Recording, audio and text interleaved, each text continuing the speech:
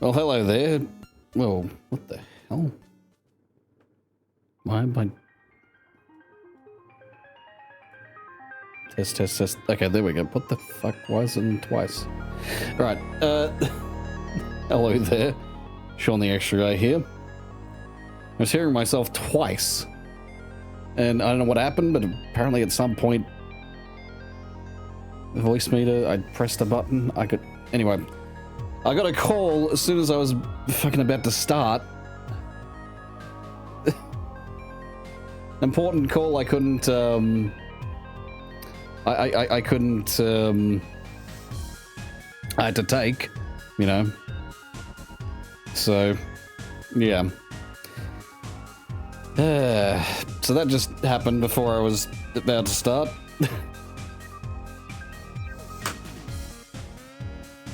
Anyway, hello everyone. Hope you're all doing good. Bit of a slow start to my morning.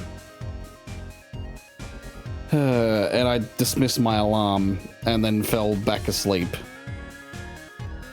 I really hate my brain. Also, am I still playing twice?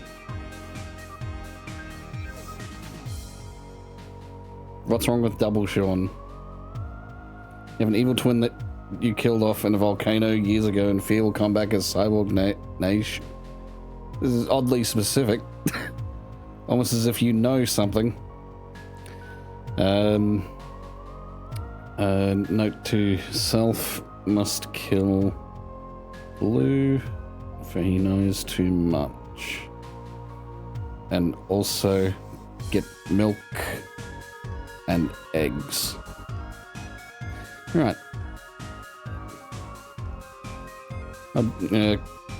Get milk and eggs first, then kill Blue. There we go.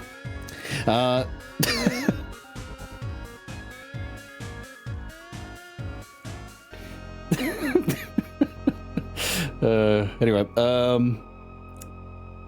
so now it's time to do the thing.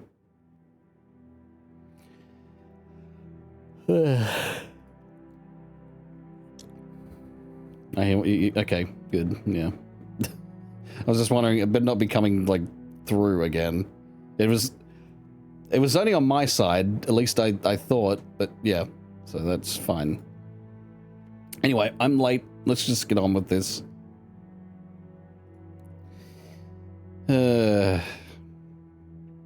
One of those days. It's the first Tuesday in 2 weeks of, I actually made it.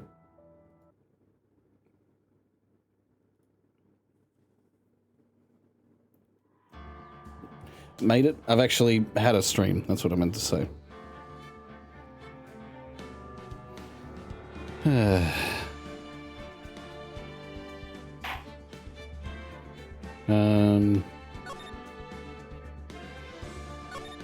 Load the selected save data. Also, just give me a second. Gotta take my vitamins. Gotta take my testosterone and steroids. Yeah. Yeah. Just,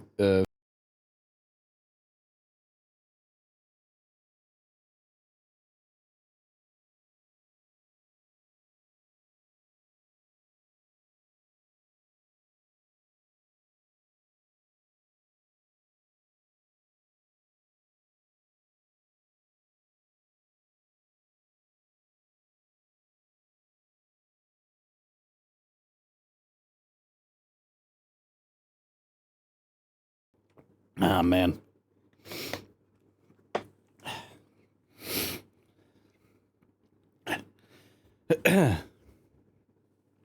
Man, it doesn't matter, like, I don't know what it is about, you know, pills, you know, supplements, whatever. Just, you know, trying to take them.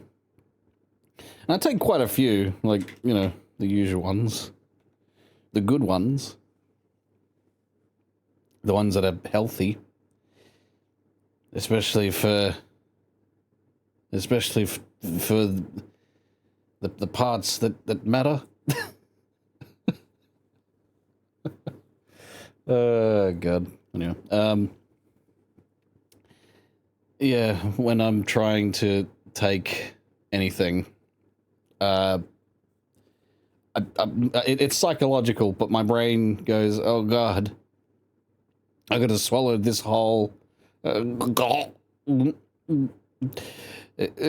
like, in my brain, they're like the size of a horse pill or something, you know?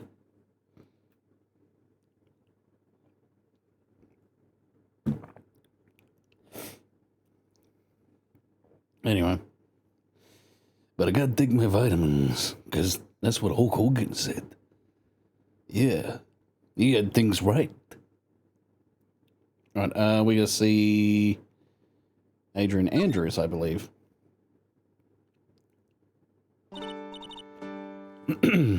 Oh, it's you. I'm sorry to be visiting at such a late hour, but there are a few questions I absolutely have to ask you tonight. Me? I thought your client was Matt. I'm sure Miss Andrews knows something. She can't be clueless about this secret Mr. Kurita had on him, on Mr. On Guard.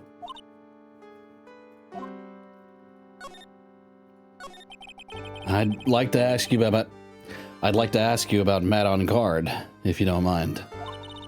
Mr. Wright, don't you know? You still don't know, do you? Mr. Wright, you still don't know, do you?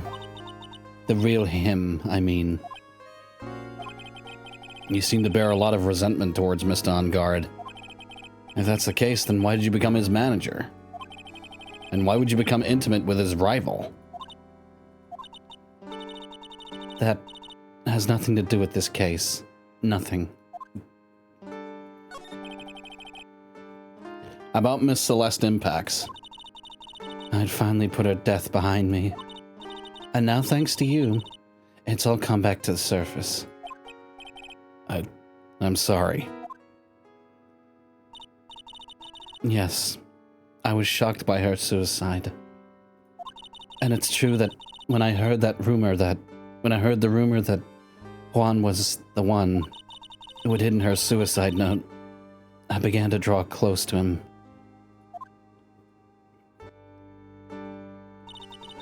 I wanted to get her suicide note back and burn it. You wanted to burn it? But why?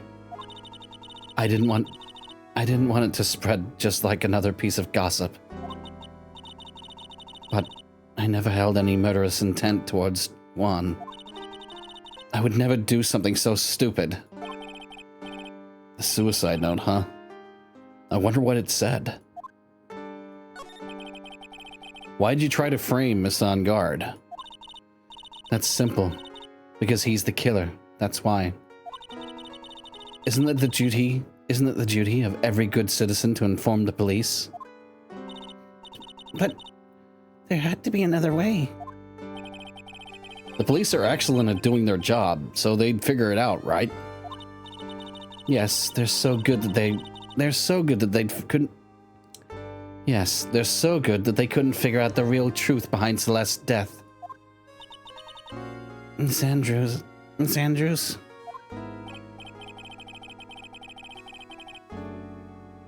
Well, I know you're not the type of person to do something without a reason. So please tell me why you did what you did. Revenge. Huh? Did you say something just now? No. A Cyclock, huh? Don't you understand yet? You're not my lawyer. To be honest, you're more like my enemy. But I'm sure I just heard Miss Andrews say, revenge. Okay. Do we have enough evidence to say revenge? To say revenge. To catch her up on that?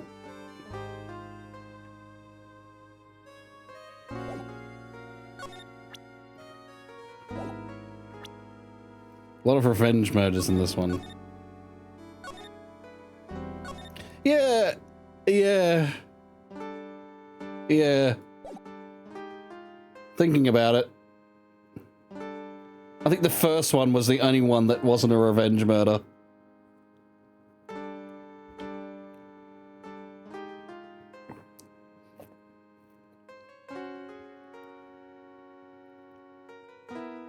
Yeah, no, because the first one was because the guy was stupid enough to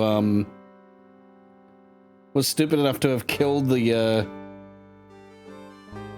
police officer because he thought he was gonna get caught. Because it was a police officer returning his phone. It wasn't even revenge, it was just like, you know, it was a panic murder.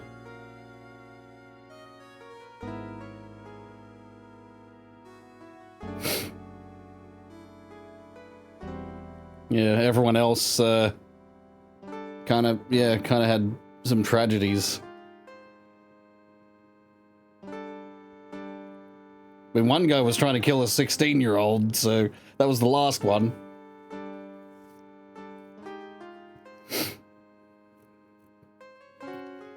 Alright, I saved, so I guess present the Magatama. See how well this goes.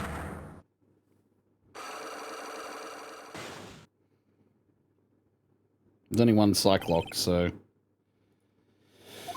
Can you please tell me why you framed Mr. Ungard for the murder?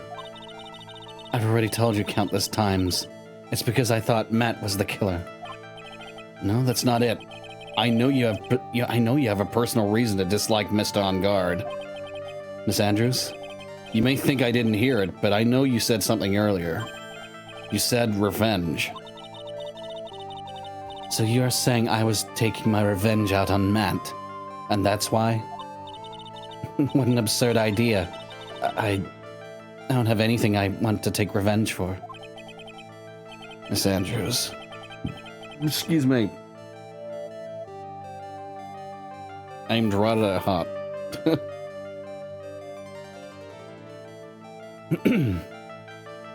Miss Andrews, a woman who lives by being dependent on other people. There is something or someone in her past that would make her take revenge.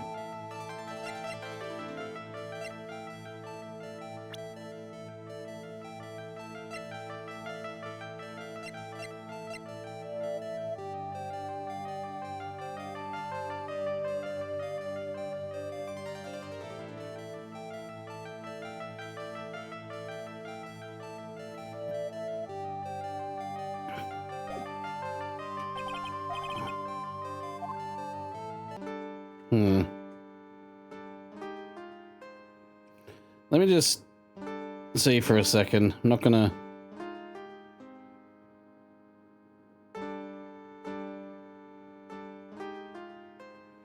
Apparently I don't. I just looked at something very quickly. And it doesn't say present the Magatama. So, yeah. I can't do anything yet. I'm gonna move to Criminal Affairs Department. Again.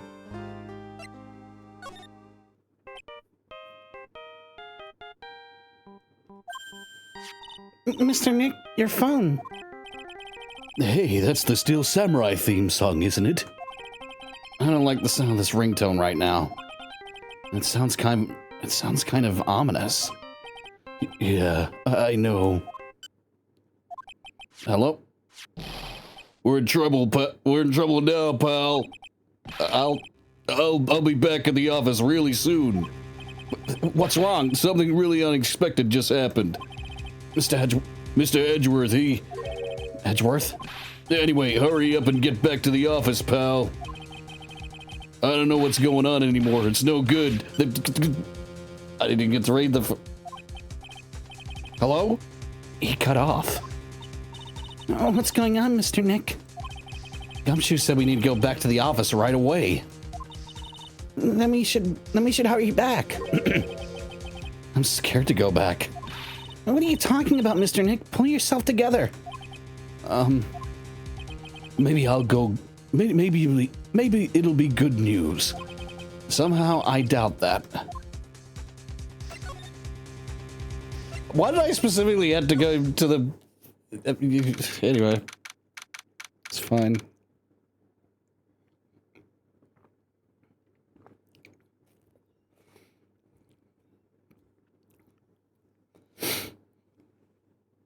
If the doctor works here, does that imply somehow this police department works with UNIT?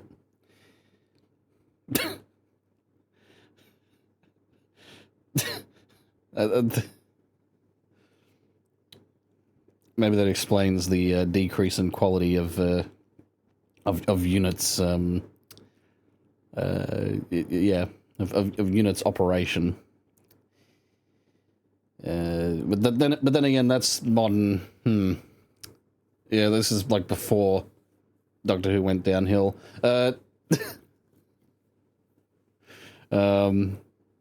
Actually, no, this game came out before even fucking Christopher Eccleston. So, you know, before the reboot franchise came along.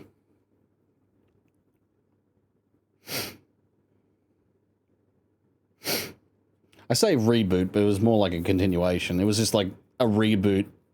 I don't know, because when I hear the word reboot, I think of remake, but that's not necessarily the case, because reboot just means, you know, it's just a rebooting, like when you reboot your computer, you know, it's not a new computer.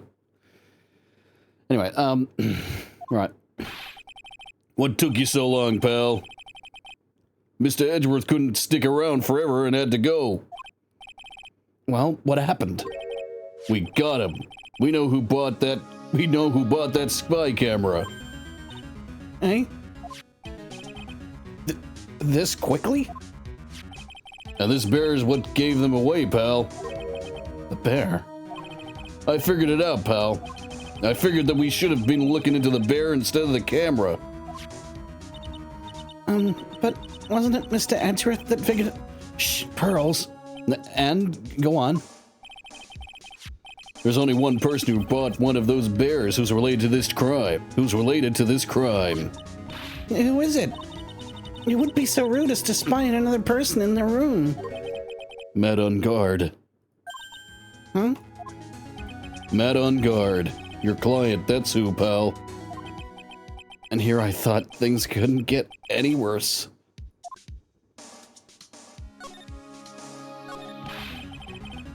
Soft reboot.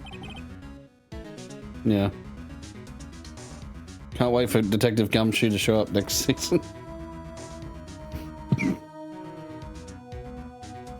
He'd instantly make the series better, considering the dumps it's currently in. You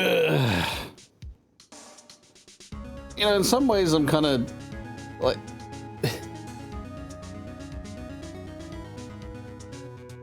I loved Firefly,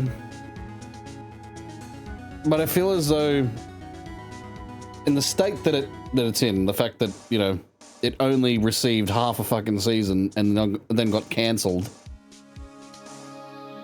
I feel as though it would be ruined today if it went on.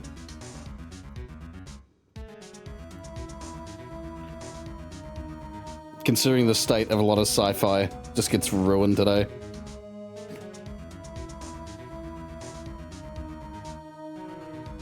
Anyway,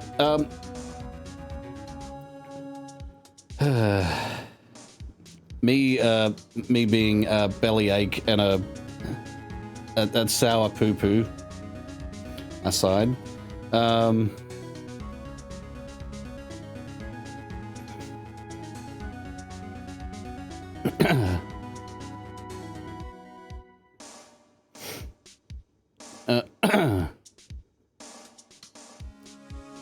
sorry, I just got distracted for a second reading something.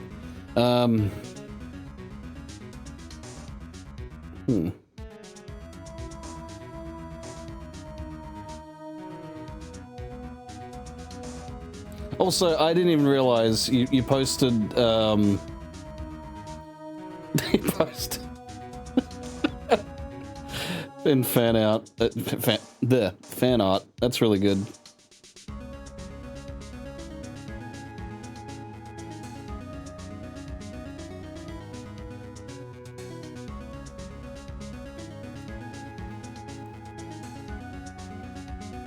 Sean the Super Guy.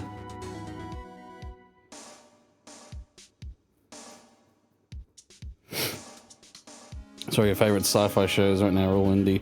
Yeah, the indie sci-fi shows, it's always, you know, give it to the indies, whether it's video games or like any form of anything. Indies always seem to come to save the day.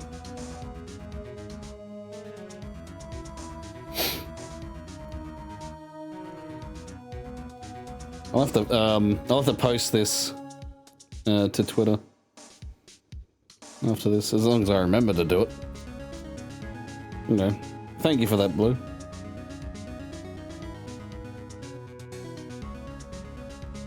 But yeah,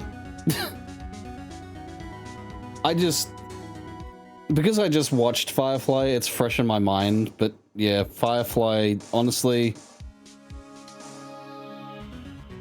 fucking if Fox hadn't have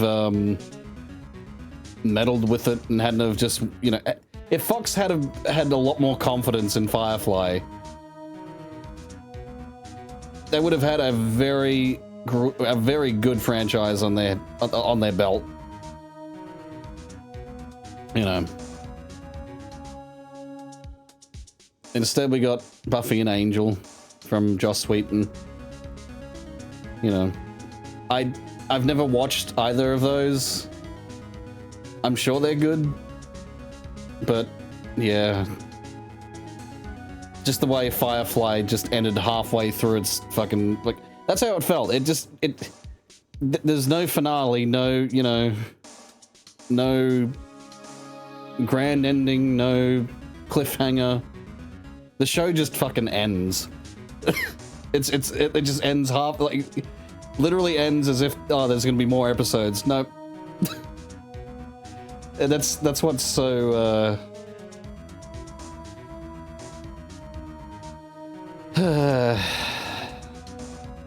and then, you know, I'd say like every episode has something good about it.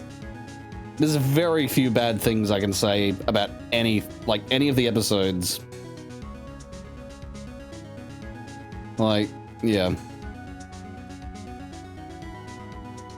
But anyway, me ranting about Firefly aside, let's get on with this, shall we?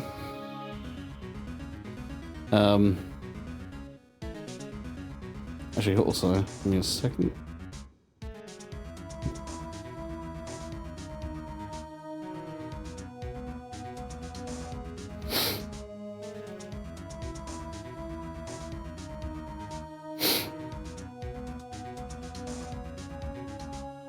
There we go.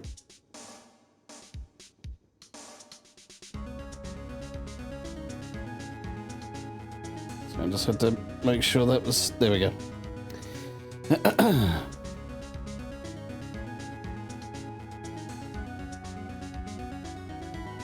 Like OG Teen Titans. Thing is, it's like Firefly is just so... It had so much potential. So much potential to just, you know, be a good show. And like, there's so many, like, when you watch from the first episode to the last, there are so many things that like are left unanswered. You know, so many things that the show brings up, like characters and, you know, plot points and just a lot of things that you think, oh, you know, I wonder what's going to happen with this. I wonder what's going to happen with them. I wonder what's, you know, what about this situation? What about this faction? You know, like, but, you know, never gets answered. There's a movie which, you know, ends the like, you know, is a farewell to the franchise. But at the same time, it's like, you know, that's not how... I don't think that's how they wanted to end the franchise. They had to end it somehow, and You know. If only we lived in a different reality where Firefly received, say, 5 seasons. I reckon 5 seasons would have been the sweet spot. 5 seasons of, like, let's say 20 episodes each.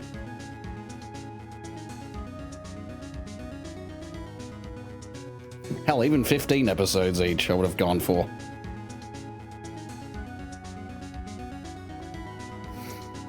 That would have been great, you know?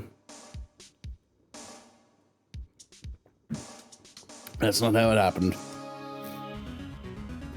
Anyway, time to continue on with this.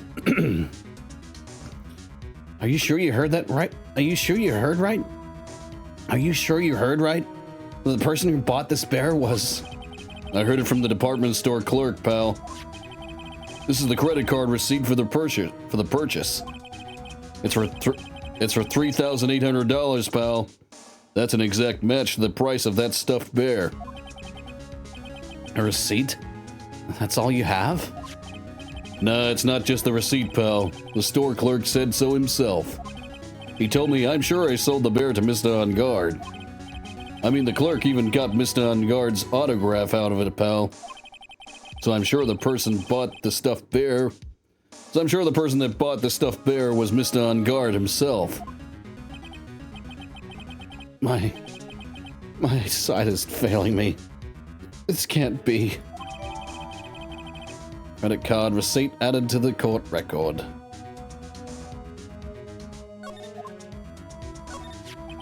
So what about the spy camera we found? That was a dead end, pal. I mean, you can get this kind of thing from anywhere. But for now, I guess I can give these back to you to file away into evidence. Spy camera transmitter, and stuffed bear were refiled into the court record. I know you don't want to give up, pal. I never thought. I didn't think it was possible. The person who put the spy camera in Juan Carita's room was Matt On Guard. Why would Mr. On Guard do something like this? Oh, by the way, I found out what I got up to in with the 3DS version of Ace Attorney. I found out what I got up to. The start of the 3rd game. So from the 3rd game onwards, I don't know what's going to happen. The only other game I've played through and sort of remember is Dual Destinies. That's the only one I've played through and sort of know what's going on. But I even then I've forgotten a lot of it. I remember certain characters.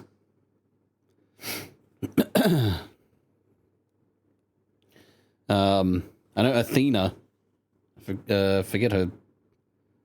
Athena, because I know Apollo Justice, Athena.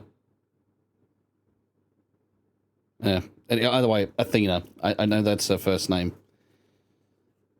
That's how much I remember. And there's a guy, the prosecutor. He's like wearing chains.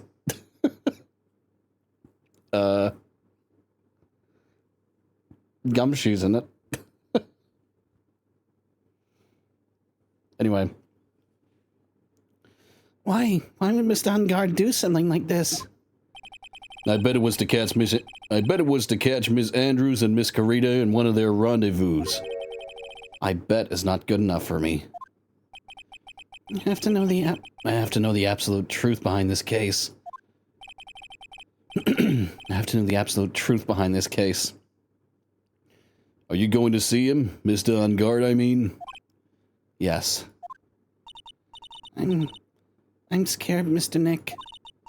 I wonder what we will find out next. I'm scared myself, but I have to put on a good face for Pearls. Matt On Guard. What in the world have you done? I think that's all. Yep. Okay, time to go to On Guard. We have enough evidence.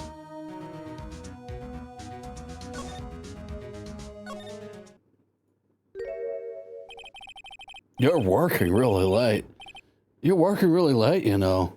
It's already past 10 p.m., dude. I think it's time you told me the truth.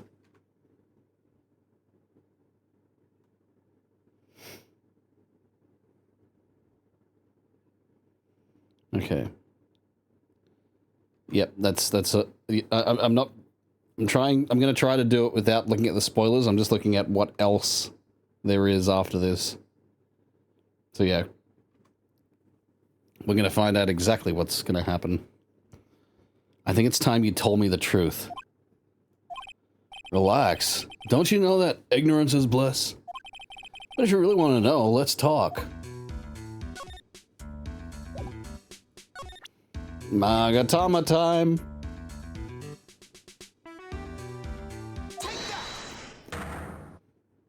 Magatama tama. Magatama tama. Magatama tama. That's secret.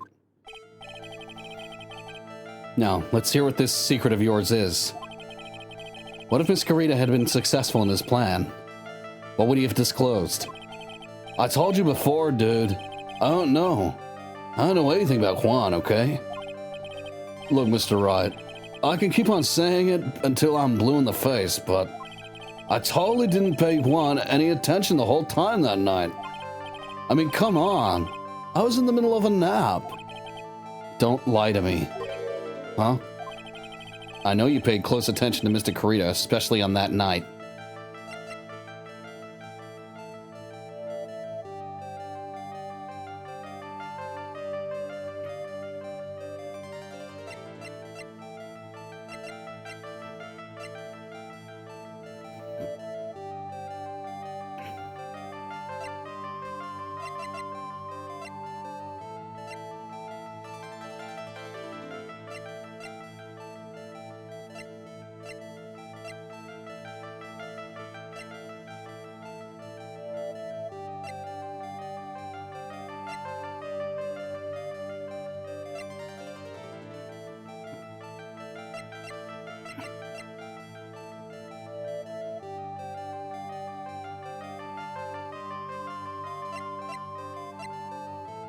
I think probably spy camera. Someone used this camera to secretly film Mr. Kurita's room the night of the murder. Secretly film? What? And then sent the images to the and then sent the images the camera took with this transmitter. Wow. But dude, where was this camera you're talking about hidden?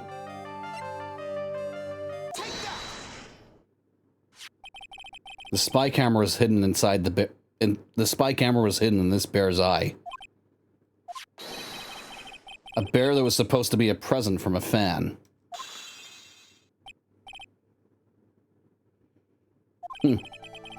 I guess Juan had a few of those kinds of fans too, huh? I guess Juan had a few of those fans too, huh, dude? Actually, I wouldn't say this bear was a present from a fan. You sure, dude? Who else could it be from? The person who gave this bear to Mr. Kurita was...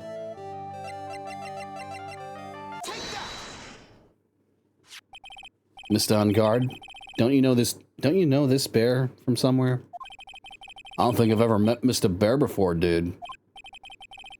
But he says he knows you. How could you forget such a great friend?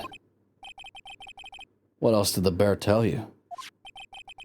He says that one who put the camera in his eye was you, Mr. On Guard.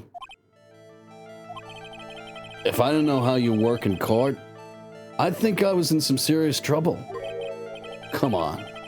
This is all a joke, right, dude? You're just pulling my leg. Looks like you're not ready to give up your... Looks like you're not ready to give up your secret yet. Well, do you have any proof you want to show me first? Here's the proof that it was you that put the camera inside the bear. Yeah, this is pretty easy. You don't really need a guide to follow this. I have here one credit card receipt, Mr. On Guard. It's from you. It's from when you bought that stuffed bear. Dude, all you can tell from this is that I spent $3,800. I go to that department store all the time, okay? This $3,800, this could be a toothbrush I bought that one time. A $3,800 toothbrush? It's ivory, and it's got elephant hair for bristles. Ew, elephant hair? Is that what rich people use nowadays? Anyway, he so did it. I mean, yeah, it is very obvious. I don't know how much you caught of this trial specifically, but yeah, it was getting very obvious halfway through. I sort of called it, like, you know, I called it because I don't know whether it was something I remembered or just it was really, like, suspicious and obvious. Is elephant hair even legal to use? I didn't even know elephants, like, had hair, really. I guess some do, maybe on the head a little bit. Because it's mostly, they just got like a rough skin. Like a, yeah, not even fur. Anyway, the store clerk clearly remembers you and your purchase. After all, you even gave him an autograph, did you not? Dude, you should have said that earlier. So can I ask you one thing? Yes. You're my lawyer, right, dude? So if you are, then why are you looking into stuff like that? Because if I don't know the truth, I can't help you. Sounds more like stupid lawyer talk to me. Hey, let's stop talking about this, okay? No, not yet. I haven't asked you why you set the camera up yet. And what your secret is. Of course, it would be strictly confidential. So, what are you going to do now? I'm going to find out what I want to know. Because I must. The reason you hid this camera inside Mr. Kurita's room and filmed it in secret is...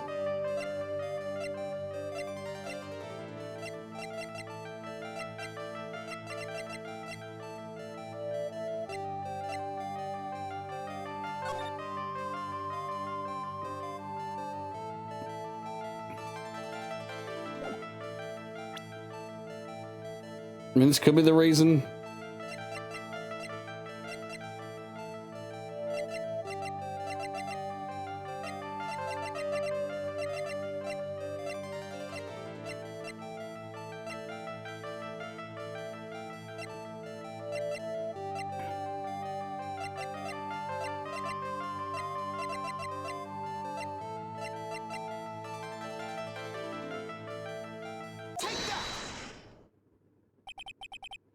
Adrian Andrews?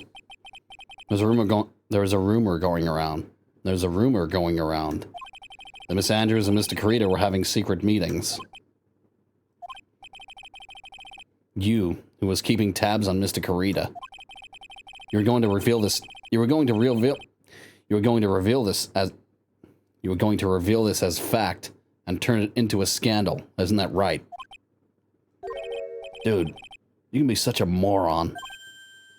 Huh? Oh man, Mr. Lawyer, dude, that kind of scandal. That's the good stuff. That's what we in the industry call juicy. The good stuff? Juicy? Look, we can get publicity without spending a penny with that kind of stuff. I mean, if people stop paying attention to us, then it'll be the end, dude. Too bad that wasn't your intention. What are you talking about? I wish your reason for spying was something so innocent, but it wasn't. You didn't spy on Mr. Kurita because of Miss Andrews. And there's only one reason I can think of for you to do such a thing. The real reason you set up that camera in Mr. Kurita's room was...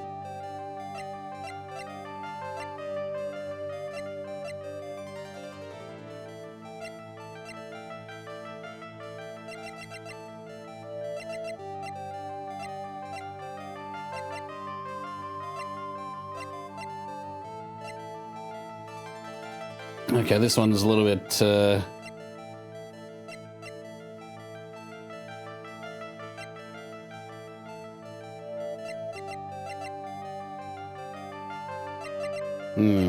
okay.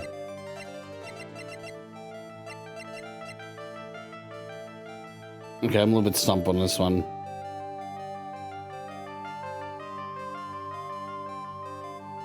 Okay, I should have picked it. God damn it. I was gonna, God damn it, I was gonna pick this. What is this card? Maybe he doesn't know about this card. This is a certain man's calling card. The man's name is Shelly the Killer. I'm sure you know of him, don't you? Shelly the Killer? That's ridiculous. Why would I know some shady scumbag like him? If you really don't know him, then why are you acting so jumpy all of a sudden? This is it. I'm finally starting to get to the truth. I can't afford to make any more mistakes now. Mr. Matt on guard? I know why you know Mr. the Killer is because you're a hero of justice, you're his client, you're a star. Since you're the one who set up that camera, that means you knew exactly what was going to happen in that room. So, how? How would you know something like that? It's because you're his client. That's why. You hired Shelly the Killer to assassinate Mr. Juan Carita. The real mastermind behind this whole murder is you, Matt on guard.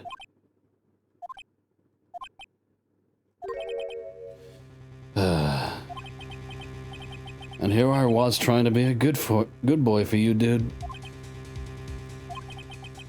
I thought if you didn't know, you'd be able to do your job without feeling bad. Well, that's what I thought. Anyway. Mr. On guard, you really did hire... Hold on a sec, I'm gonna consult myself, okay? He's gonna consult himself by calling himself... What? To consult myself? Well, I guess it's probably about time anyway. About time for what? I think it's time for you to meet him now, Mr. Lawyer dude.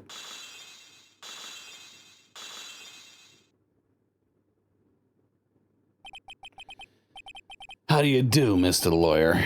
I'm Matt on guard. Immediately turns evil.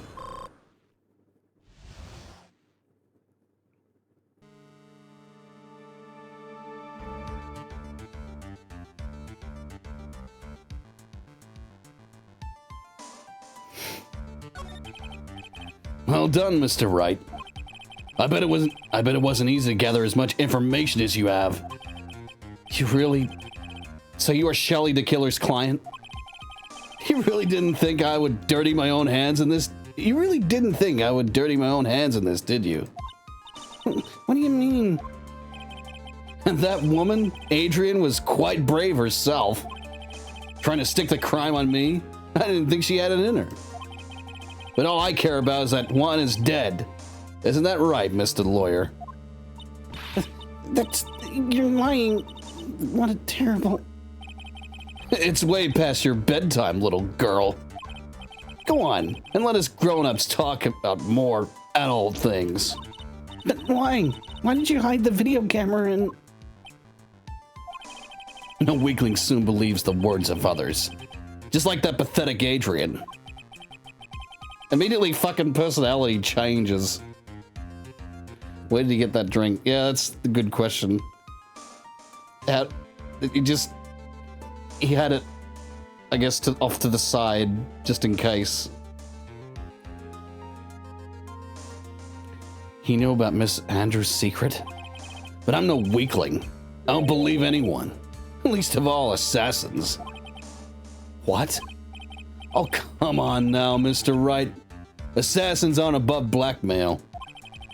They turn their clients into cash cows by holding the sinful deed over their heads.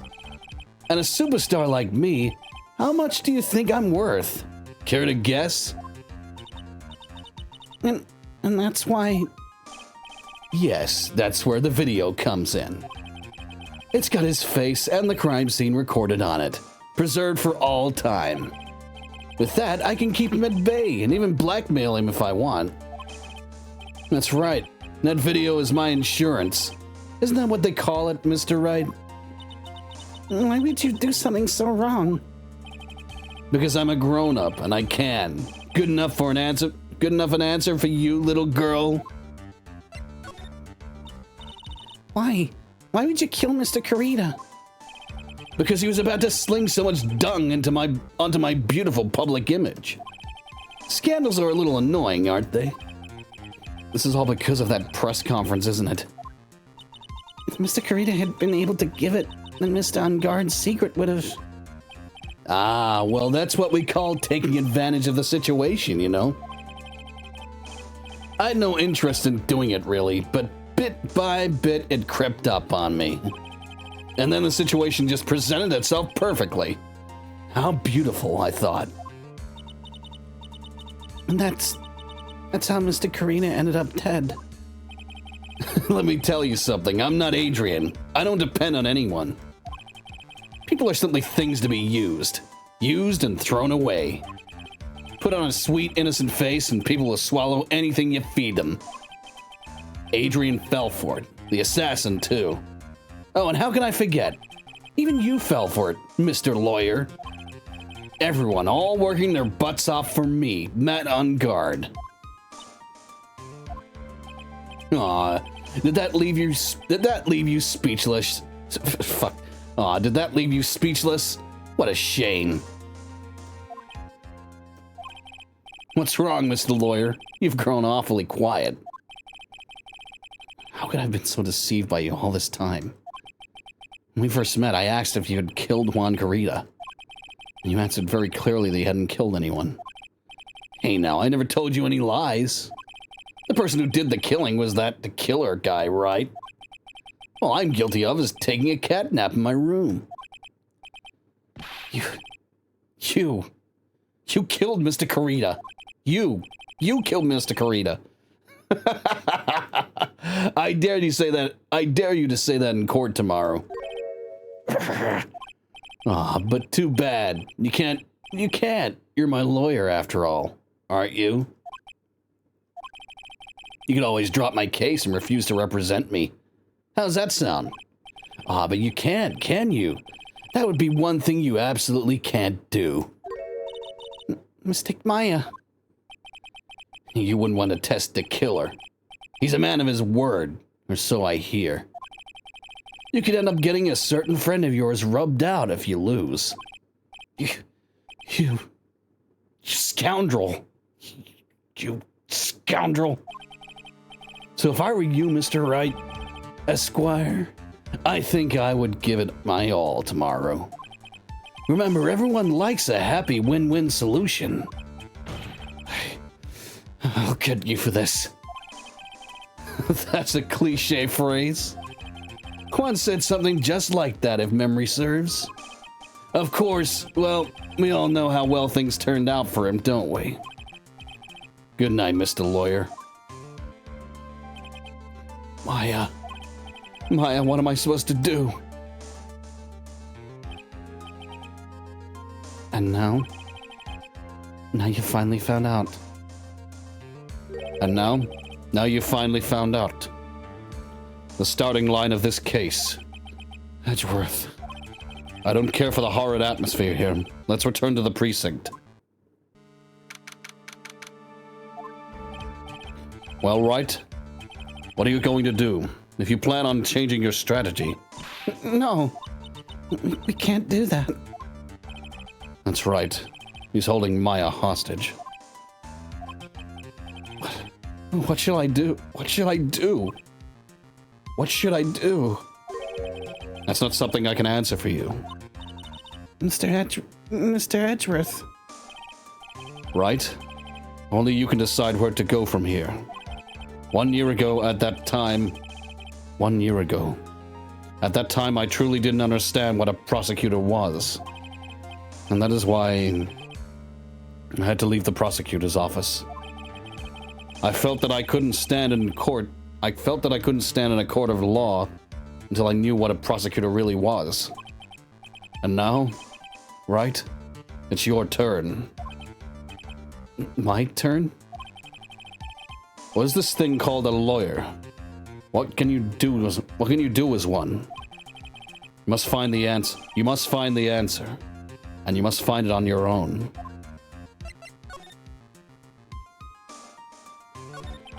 I'm a lawyer. But to fight for someone who is clearly a killer? Matt on guard.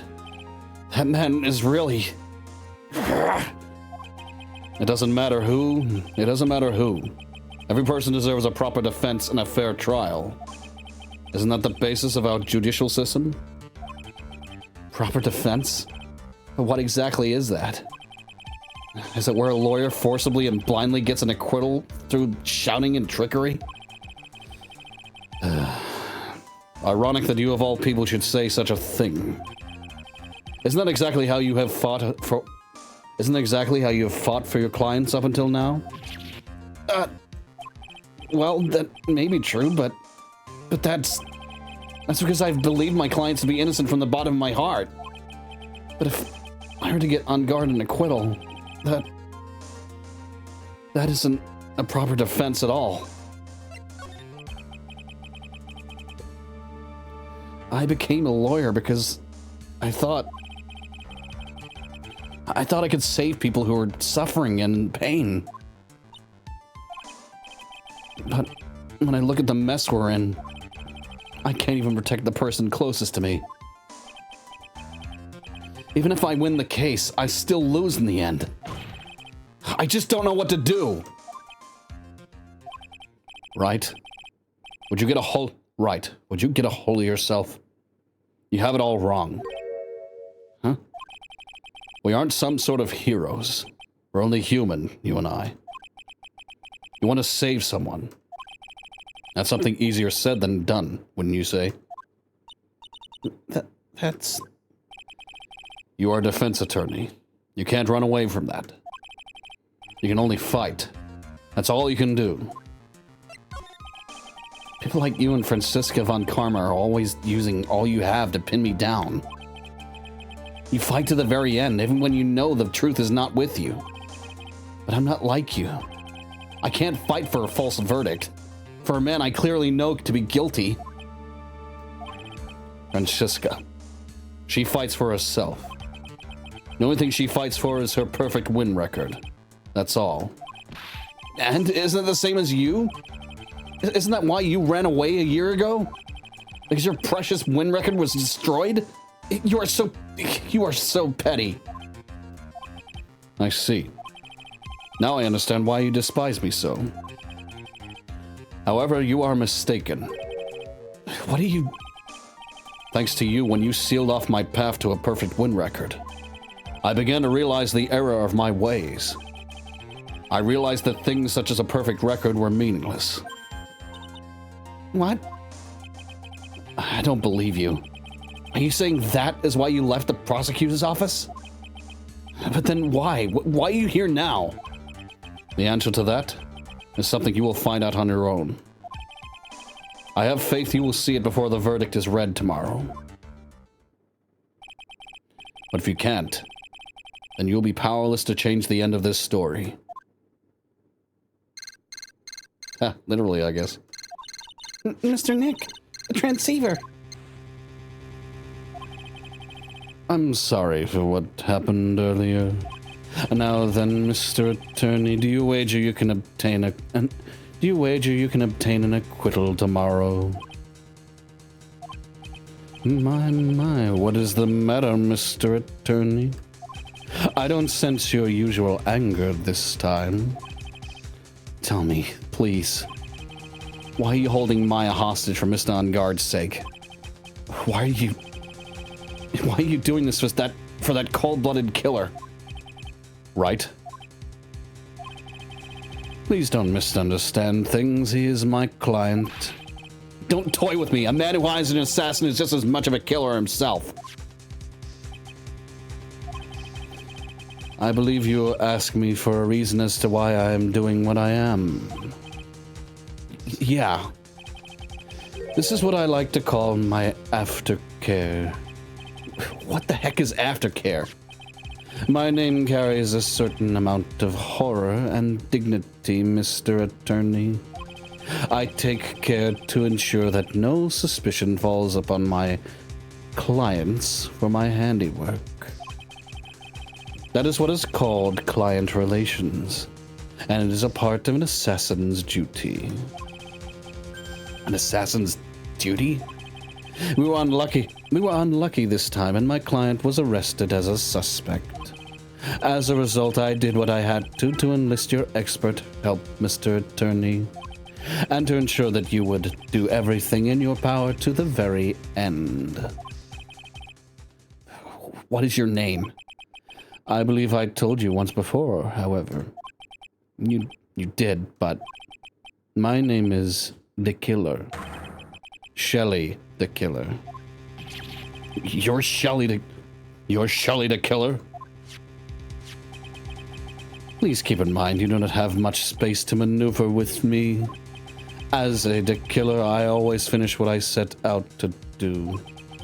If you fail to keep up your end of the bargain, it would be my duty as an assassin to see to it that she receives a nice long nap. No! Hang on, give me a second, guys.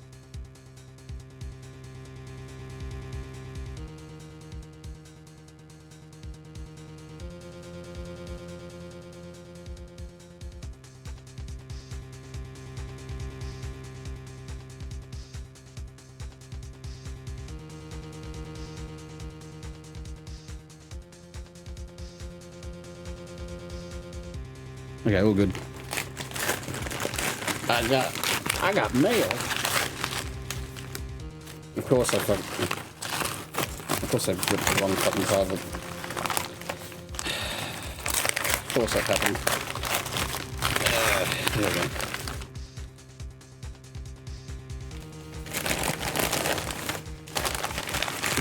I ripped the wrong part. Instead got the cardboard bit of the Amazon package.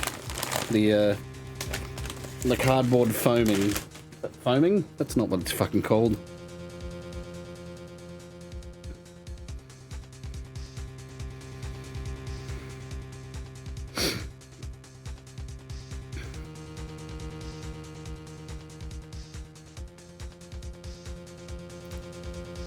Okay. Just give me a second.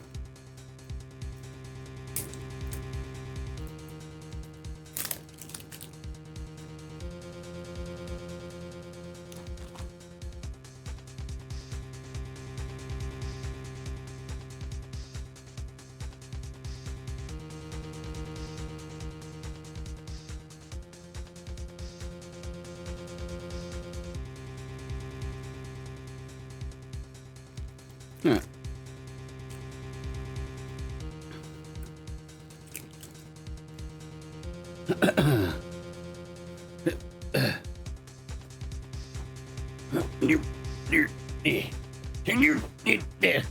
There we go. Now then, if you'll excuse me, if someone were to trace this signal back to me, it would be quite troublesome. Meow. Mystic Maya, Mystic Maya. I don't know what to say. Edgeworth. Did you hear that? At the end of the transmission. Huh? Oh, that. Oh, that. It sounded like a cat. Cat? It can't be. That cat, can it? What is it? I think I know where Shelley the Killer is holding Maya hostage. Edgeworth, have all police units head for Mr. On Guard's mansion immediately. All right. You hurry over as well, then. Don't lose hope yet, Pearls. The fight has only just begun. Yeah.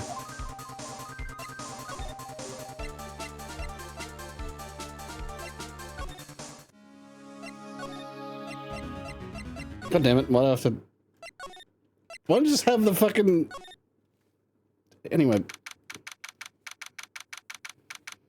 He has a cut. Edgy baby get Gumshoe to hunt down and investigate every known cat owner in this area.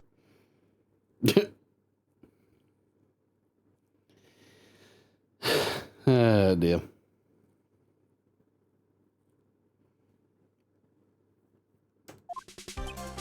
Maya! Please answer us, Mr. Maya, what the fuck? Please answer us, Mystic Maya. We have this area completely surrounded. There is no way for him to escape. Assuming he's still in the area.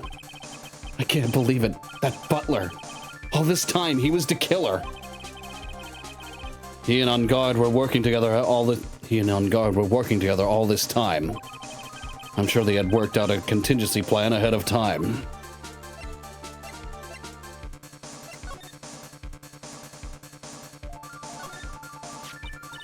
Oh, it's a figurine of a bear. But there are a lot of cuts in it for some reason.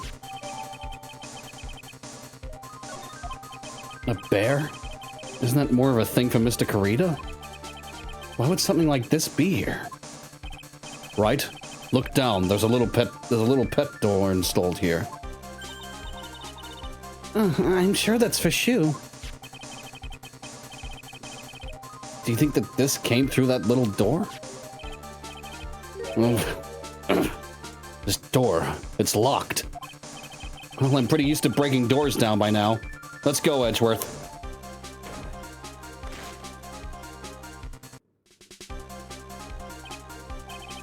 How could the guy with the zipper on his face be the killer? Impossible. Yeah, exactly.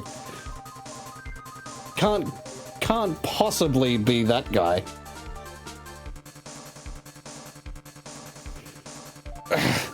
There's no one here. From the looks of this room, I would say this is On Guard's private lounge. Look at this, Wright. An antenna for sending and receiving radio signals and a VCR? Check inside the desk. Check inside the desk if there's a tape. It would be an important piece of evidence. If we're lucky, it'll have the moment the crime was committed recorded on it. I'm sorry, but the tape deck is empty. There's no tape to be found. No. But there's no mistake that someone used this to record something. It looks like someone took the tape we're looking for and escaped with it.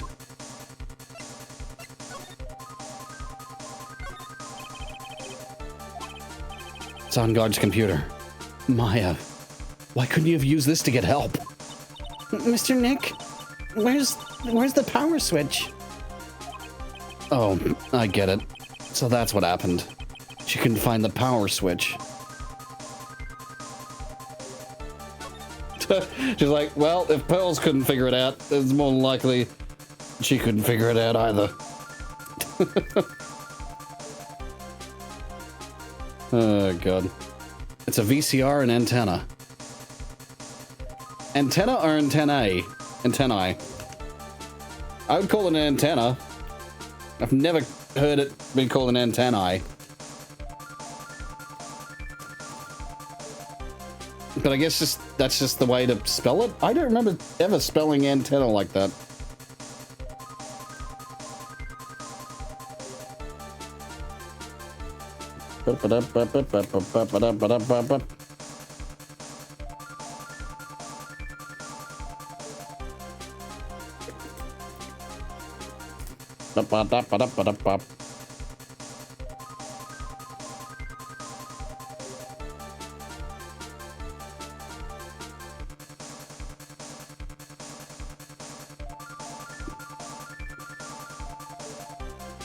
So I'm just looking at something.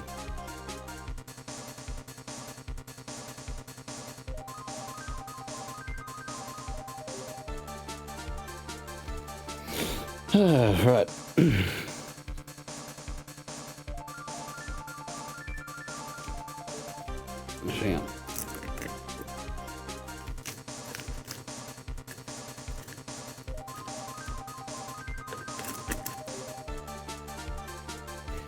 Right.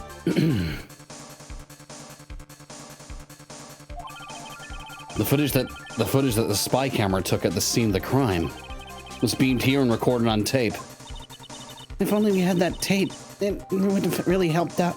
It would have been really helpful. A huge television and speakers loom largely here. I'm sure if Maya saw this, she'd say, I would die a happy samurai fan if I could see the nickel. I would die a happy samurai fan if I could see the nickel samurai on a TV like this. Yeah, that's what she'd say. I can't believe I just made a joke about Maya, all things considered.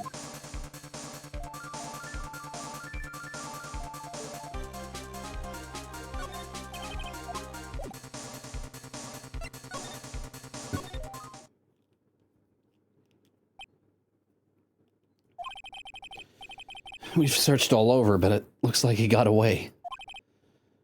I'm sorry. It looks like he slipped out of our grasp this time. And now, we've lost our only lead. Don't give up yet. That little girl is looking to you to be her pillar. Yeah, you're right. We're close, I can tell. We've already set up checkpoints along every route leading out of this district. Leave the rest to us. Maya.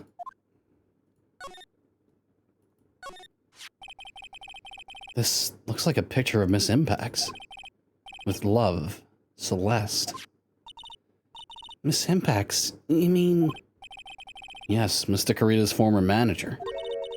Why would a picture of Miss Impax be here in Mr. Enguarde's mansion? And why does it say with love? This might be a clue. Huh? What's wrong, Pearls?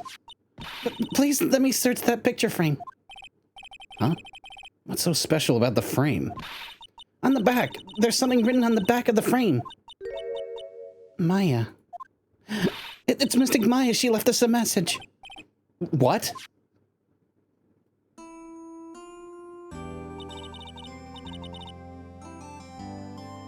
I thought you'd come. I knew you would. Now listen up. You better get on guard a guilty sentence, okay? If you get that creepy slime bag not guilty, I'll never forgive you. Ever. I'm fine, so you don't need to worry. There's so much I want to write, but I don't think I have a lot of time left. Pearly, you're there too, right? Make sure you help Nick, okay? Someone's gonna watch out for the helpless lunk. Someone's gonna watch out for the helpless lunk. That's it for now, Nick. I guess I'll talk to you guys later.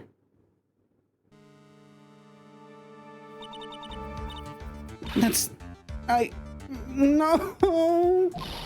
Mystic Maya! Right. What's wrong? Why the blank stare? Oh, nothing.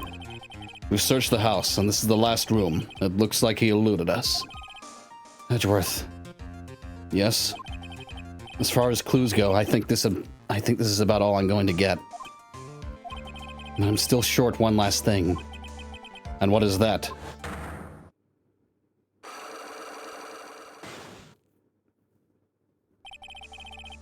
Miss Andrews' psych lock. If I could just find out what secret she's holding. And I think I stand a chance in court tomorrow to blow this case wide open and expose the truth. I think I know what you're thinking. I'll contact the detention center. Thanks, Edgeworth. Well, let's go, Pearls. It's time to open that last lock.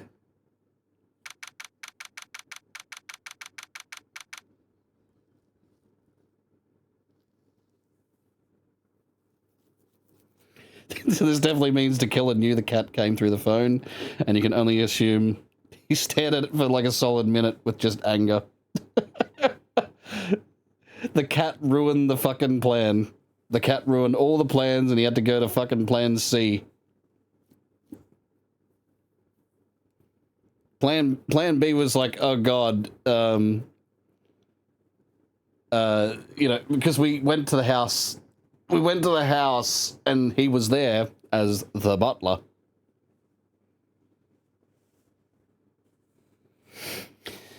Anyway. Good evening, Mr. Wright. What's wrong? You look ill. Miss Andrews, I've come to remove your psych lock. Psych lock? I want to know. I want to know, and you will tell me your secret. Fine. Go ahead. Try to break me if you can.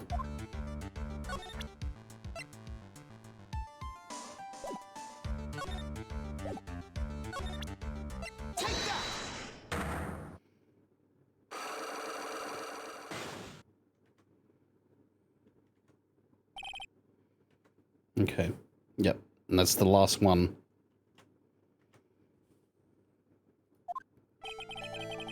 Can you please tell me why you framed Mr. On Guard for the murder? I've already told you countless times. It's because I thought Matt was the killer. No, that's not it. I know you have a personal reason to dislike Mr. On Guard. Miss Andrews, you may think I didn't hear it, but I know you said something earlier. You said revenge. So you're saying I was taking my revenge out on Matt, and that's why? What an absurd idea. I don't have anything I want to take revenge for. Miss Andrews, a woman Miss Andrews, a woman who lives by being dependent on other people. There's something or someone in her past that would make her take revenge.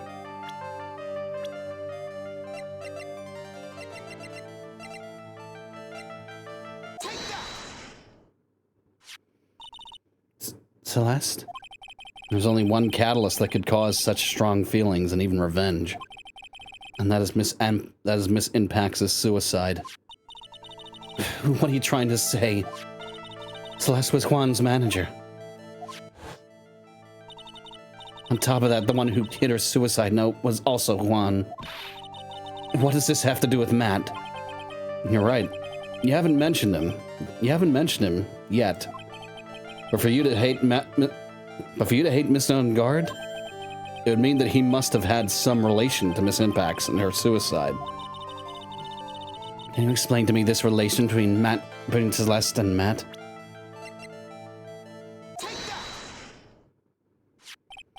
This is a photo of Miss Impax, correct?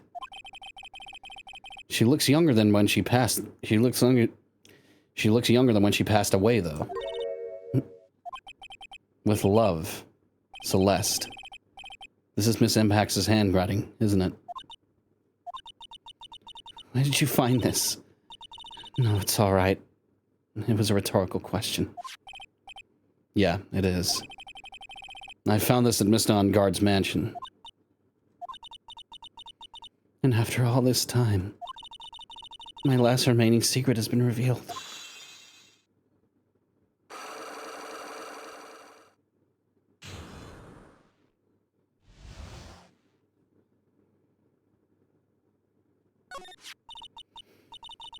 Celeste. She was supposed to get married to Juan. Yes, but I heard that didn't work out. Because Mr. Carita didn't want to get married to her anymore, right? Yes. Because of Matt. Because of Mr. On Guard? What do you mean? I think I can see where this is going. Celeste. She was Matt's manager a long time ago. She was the happiest woman in the world at the time. I was working part-time back then, and I often saw the two of them together. So that's why, with love, Celeste is written on the frame of that picture. They were a couple, weren't they? It wasn't anything as splendid as that. Celeste was being used, toyed with until she was thrown away. It's so horrible. Matt's entire image is built around how nice and wonderful a man he is. A scandal would have destroyed that. Which is why Celeste, in her kindness, moved over to Worldwide Studios. And that is where she met Juan. She seemed really happy with him. Even happier than when she was with Matt. Celeste and Juan were such a good match that they were even planning to get married. And then it was suddenly called off. And the night Juan called their marriage off, Celeste, she killed herself. And that's why I framed Matt. It was revenge for Celeste and for myself. I'm sure even you can guess why Juan called the wedding off, right?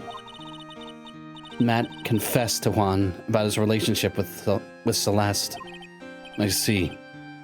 So that's what happened. But why did Mr. Kurita have to call off the wedding? I don't understand at all. It was probably because of his worthless male pride. Juan and Matt were always fierce rivals. Matt waited for the wedding announcement and then unleashed the truth on Juan. He was aiming for when it would hurt Juan the most. Poor Miss Impacts. That wasn't the end of it.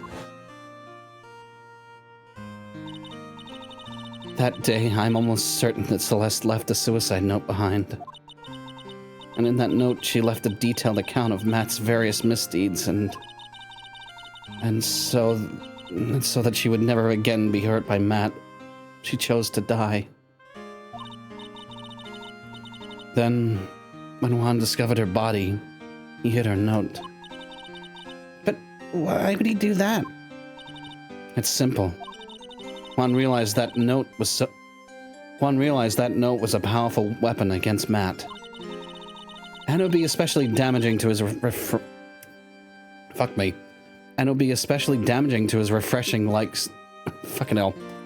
it would be especially damaging to his refreshing like a spring breeze image. In any case, with his pride hurt, Juan sought revenge. Revenge? There's that word again. Revenge. There's that word again. Juan wanted to publicly disclose the contents of that suicide note. At a time that would cause Matt the most damage, of course.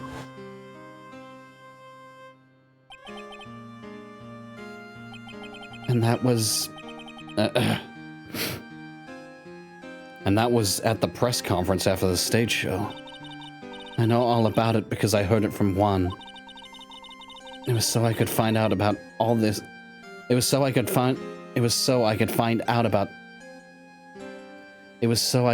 out about all this that I drew close to Juan.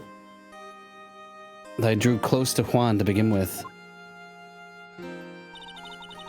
They're quite a pair of hideous monsters, aren't they? Even Celeste's death was something for them to use in their game. That night when I found Juan's body, it was only natural that I thought the murderer was Matt. Those two were always spying on one another after all. As for me, I was frantically searching for Celeste's suicide note. I wanted to destroy it before it ever went public. I was going to burn it. I'd even brought a lighter. But I couldn't find the suicide note, and that's when revenge crossed my mind. Yes, I was going to bring them my own kind of cruel revenge.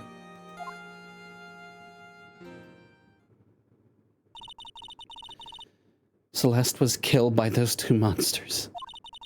So when I stabbed Juan's body with the knife, I didn't feel a single shred of guilt. And that's all I have to say. Well, Mr. Wright, even knowing all this, are you still going to help that man? I'm a lawyer. I see. What a foul profession. Thank you very much for your time and for talking with me. It was no big deal. I couldn't sleep anyway. I can't sleep either. Not with my situation. Or with what I know now.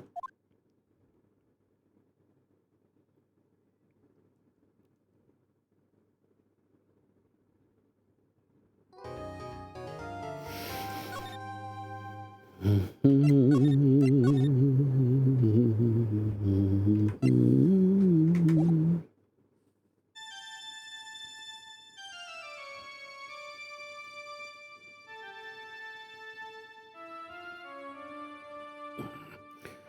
did I get into this mess?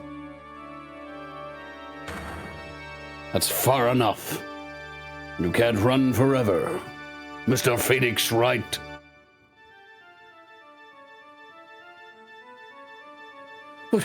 What have I done wrong? I cannot allow you to go on like this. I'm just a simple defense attorney. Silence! You are no longer worthy of your title.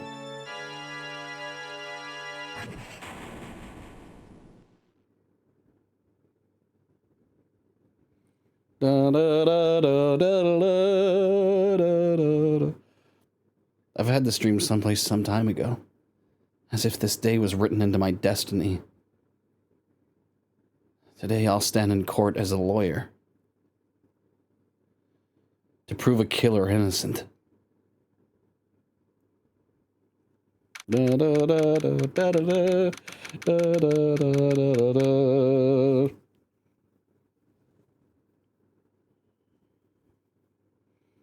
Da, da, da,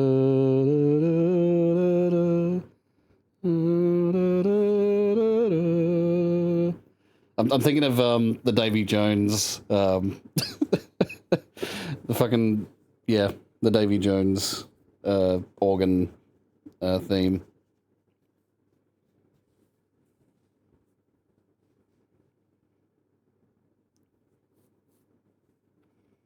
You fear death.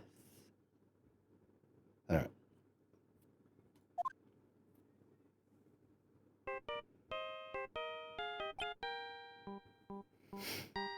Phone.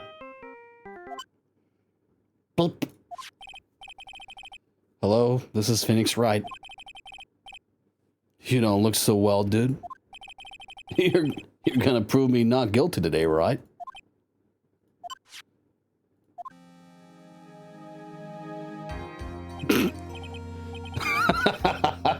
If you please, Mr. Lawyer.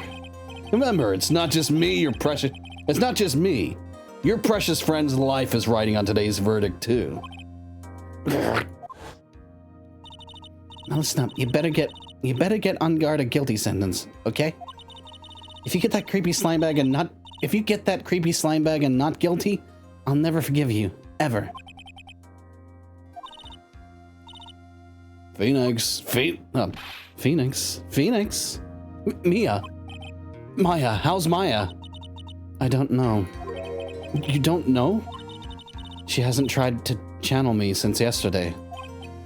Mia. What am I supposed to do?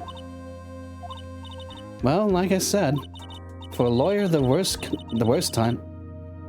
For a lawyer, the worst of times are when you have to force your biggest smiles. But you can't give up. There's still some hope left. Stop it, please. There's nothing left. Not here, not anywhere. It's that accursed on guard again. Will you leave me alone? Look, don't call me anymore. I mean it.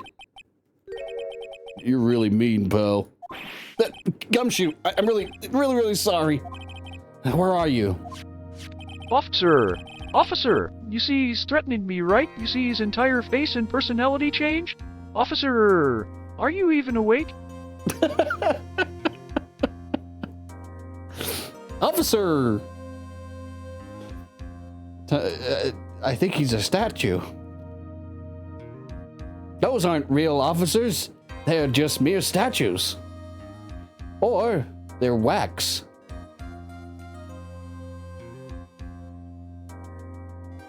Turns out this entire time, they're dummy gods. they're Potemkin gods. Anyway, they let me join the investigation team and we're chasing after the killer, pal. Then you have some sort of lead? Sorry, but right now we've got 0 leads on the guy. But we're not going to give up. Gumshoe. Until the trial is over, until the verdict is handed down, we're going to do everything we can to find the killer. If we can get Maya out, then you can get on guard the guilty verdict he deserves, pal. That's true. I could do that if they find Maya. That's true. I could do that if I found Maya first. You got that? You have to do whatever you can to make the trial last longer. I have to make the trial last longer?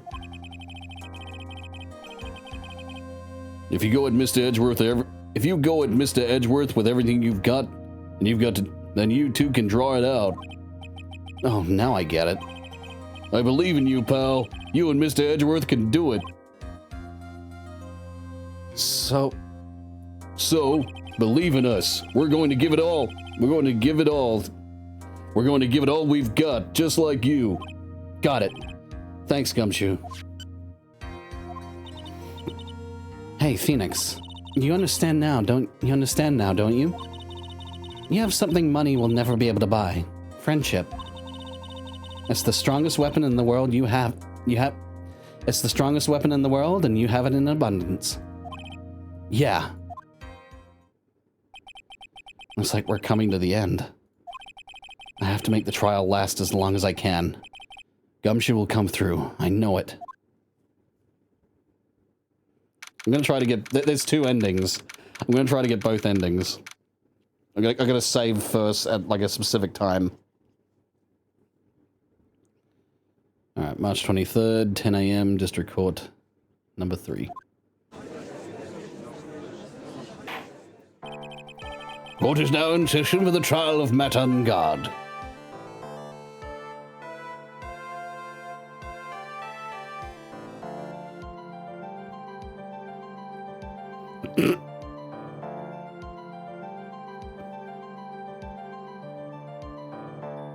Ooh.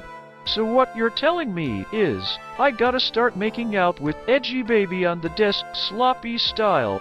No problem, Gumshoe. I've been waiting for this day my whole career.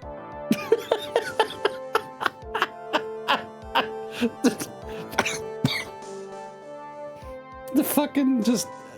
My whole career. He really has been waiting his whole career.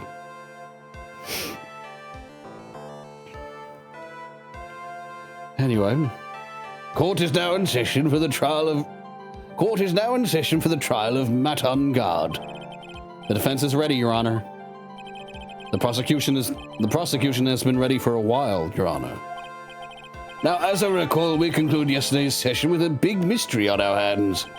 The mystery being what exactly was Miss Adrian Andrews' role in this murder. That is to say, is she really connected to the crime itself? Mr. Edgeworth, if you would please inform the court of today's proceedings. Adrian Andrews. She forged evidence that threw suspicion onto Mr. Ungard, and then proceeded to escape the crime scene by wearing a nickel samurai costume. The guilt of these actions are those from which she cannot escape. Then you're saying that she is guilty after all? I'm not finished, Your Honor. Miss Andrews has nothing to do with committing the actual murder. I would like to direct the court's attention to this card. Now, what is that? It looks like a shell. This is the calling card of a certain assassin. Assassin, you say? Yes. Juan Carita was killed by a professional assassin. And the person who hired the assassin, his client, so to speak, is Matt Ungard. What a surprising turn of events. I would think it's become commonplace by now, Your Honor. I know what's going on this time, so I know that everything Edgeworth has said is true. We still have to hold out as long as we can, at least until Maya's safe and sound. I wonder how the trial would turn out today. And now then, please call your first witness, Mr. Edgeworth. The prosecution calls the defendant's mentor, Mr. Will Powers, to the stand. Now then, witness, your name and occupation, please. Okay. I'm, Will Powers. I'm a poor underpaid action star. And what is your relation to the defendant? Well, I guess I'm a sort of lousy mentor to him in a way. Yeah. Mr. Powers, please, you don't need to put yourself down so much. Oh, sorry. Well, but I'm just kind of a nothing sort of guy. On the night of the murder, you visited the defendant's room. Is this correct? Yes. I didn't know that. But I didn't actually get to see Matt when I went. All you need to do is answer what you're asked. Now then, I would like you to please testify about when you went to Mr. Engarde's room. Okay, sure.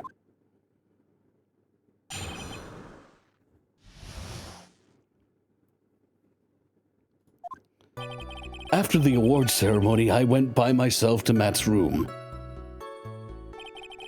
Matt was standing there in front of his room, still in his nickel samurai costume. He was talking with someone. At first, I thought it was the bellboy. I watched the two of them for a while, but then I gave up and went back.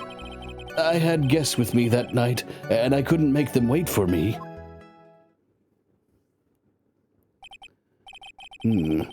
Nothing sounds out of place in Mr. Powers' testimony. And talking with the bellboy is no big deal. If one assumes that the person Mr. Engarde was speaking with was an ordinary bellboy, what are you implying? Well, Mr. Wright, let's have your cross-examination, shall we? Looks like we're in another sticky situation. Huh? A trap. Can't you smell it, Phoenix? But for us to find out more, we're just going to have to charge in head first, right?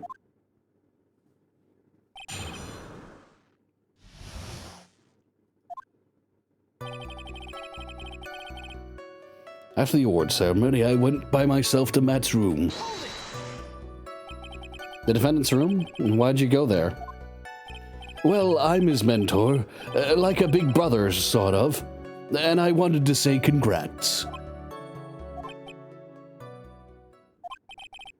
What's wrong? Why'd you stop? Mr. Wright? Mr. Wright? What is it? You're going to try to trick me into a corner, aren't you? Huh? I know I'm just a poor underpaid action star, but I'm not the killer. No one said you were, Mr. Powers. No, please, don't trick me. Every time you do your lawyer thing, the witness suddenly turns into the bad guy. Every time? Witness, I will personally talk to the defense at a later time. For now, please kindly cooperate and continue with your testimony. Sorry. So you went to the defendant's room and then... Hey, wait a minute. When and how did I suddenly turn into the bad guy here? Matt was standing there in front of his room, still in his nickel samurai costume. Are you sure that was Matt Engarde? Yeah, I'm sure. He wasn't wearing the nickel samurai mask then. If that's the case, then he really can't be mistaken. And? What was the defendant doing standing in front of his own room? He was talking with someone at first. He was talking with someone. At first, I thought it was the bellboy. At first? What do you mean by that? Well, he was in a bellboyish uniform, and he had a bottle of juice on a tray. It sounds like an ordinary bellboy. Sounds like an ordinary bellboy to me. Yeah, but I didn't think he was a normal bellboy. And why was that? Why did I think that, Mr. Wright? How am I supposed to know? Sorry, but I can't remember right now. Sorry. I guess I'm going to have to wait patiently on this one.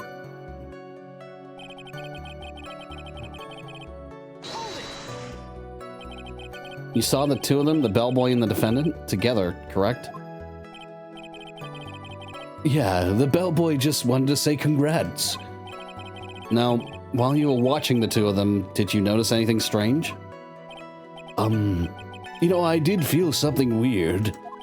I think it was because Matt, well, he gave the bellboy a tip. A tip? Well, that's a perfectly normal thing to do. So how long did you watch the two of them? Not more than a minute or two, I think.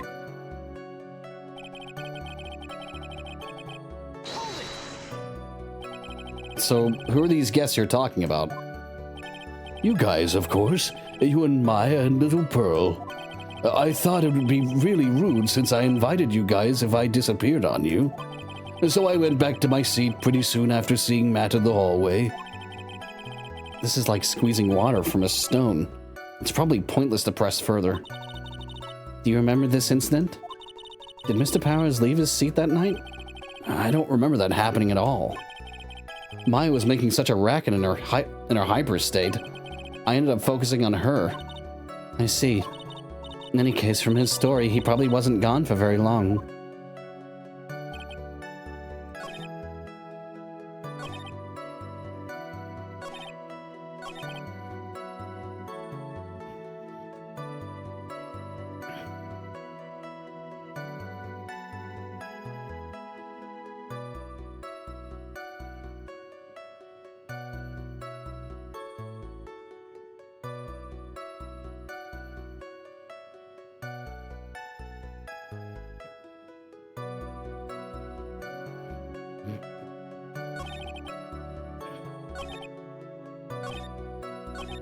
I'm pretty sure I pressed them on all the...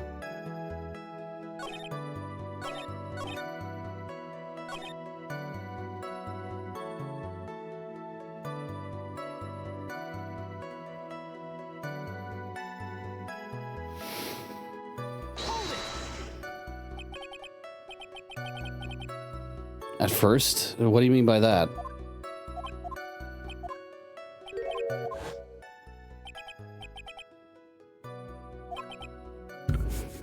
But hang on, what? I already pressed him on that. I think it was because Matt, well, he gave the bellboy a tip. So wait, it's because... What the f... It's because the... Hang on. It was the order of... The order of, like, what I pressed on... What the fuck kind of... Alright. I was like... I've already pressed him on everything. What do I do? Apparently I have to press him on everything and then press him on something again. Could it be that you felt something strange about the tip-giving incident itself? Ah, yeah, that's it. You really know your job. I don't know why it couldn't have just been like an amendment to the testimony. It's like, you know, amend the testimony, and then press on that amendment. The way this little bit was structured, just a little bit janky. I don't know why they decided to structure it like that. I don't know why, but he kind of looks...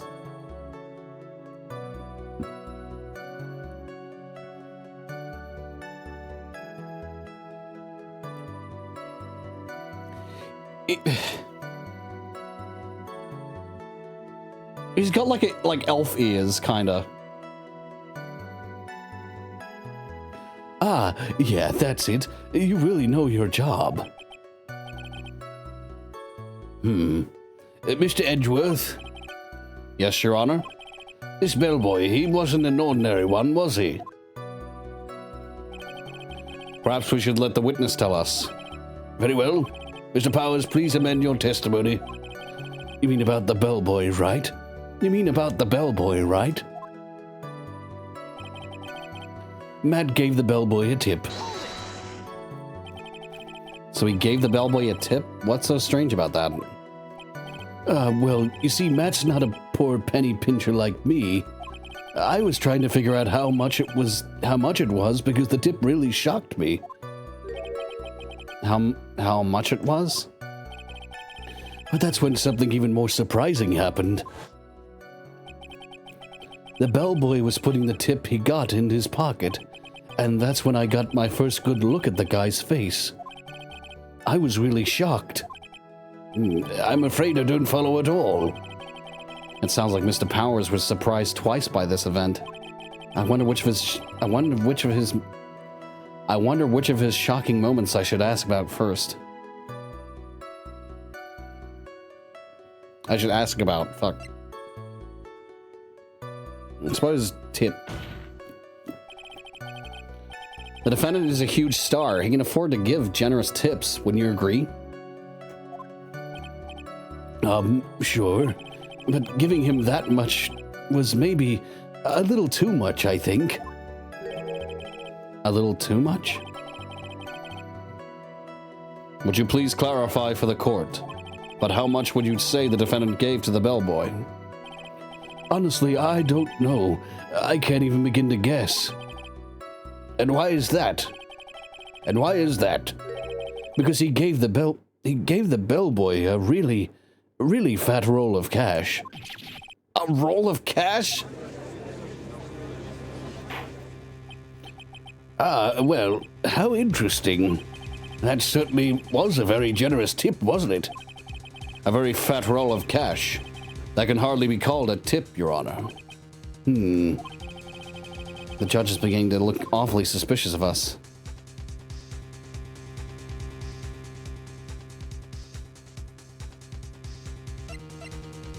Raise an objection. The defendant is a superstar. That kind of tip is typical fare for people like him. Are you saying that all superstars are super spenders? If I could receive large rolls of cash by simply bringing people things on trays, then why on earth would I stand around here prosecuting? He's got a point. I don't even get paid, let alone rolls of cash for all my hard work.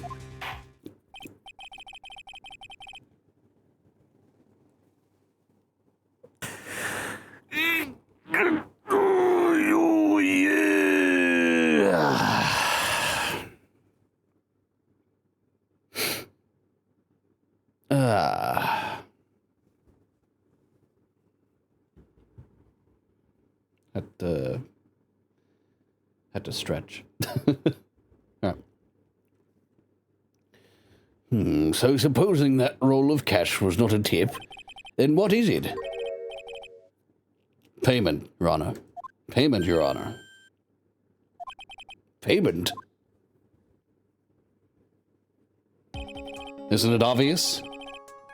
For the murder of Mr. Juan Corrida. Then the bellboy the witness saw? Yes, he was the assassin. Hold your horses now, Mr. Edgeworth. You don't have any proof of this, do you? You don't have any proof of this, do you? Have I ever been unprepared to support my claims, Your Honor? I have here the card Shelley the Killer left at the scene of the crime. Shelley the Killer? He is the person the police's special investigations team has been chasing for ages. I'm certain the person the witness saw was this very assassin, Shelley the Killer. Really? Really?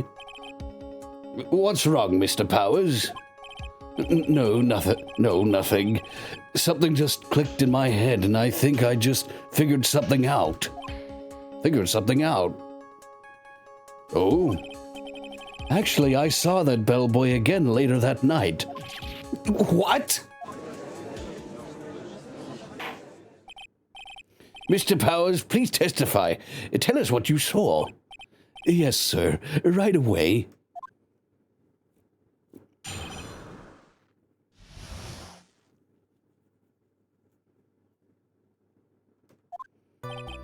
This time I was in that hallway because I had to go to the bathroom. And that's when that bellboy I saw earlier come out of the room. Of course, when I say room, I mean Juan Garita's room. Now that I think about it, that bellboy did seem kind of out of place. Yeah, so he had to be the assassin, I'm sure of it. I mean, at the end. Thank you very much. That's all we need for now. Huh?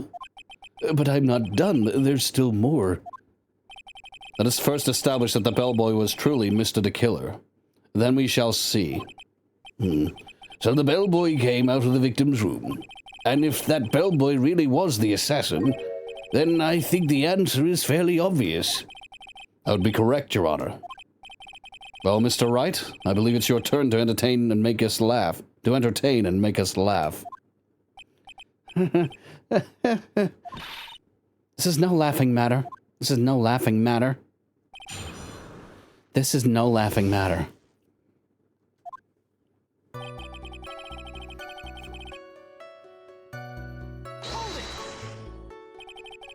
And what time was it? Well, I don't remember.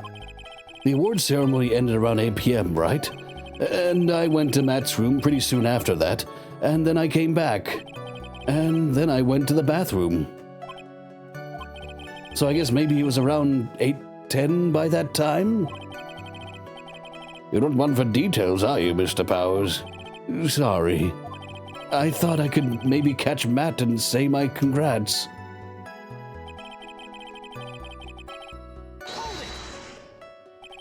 Are you sure it was the same bellboy? Yeah. And how could you tell?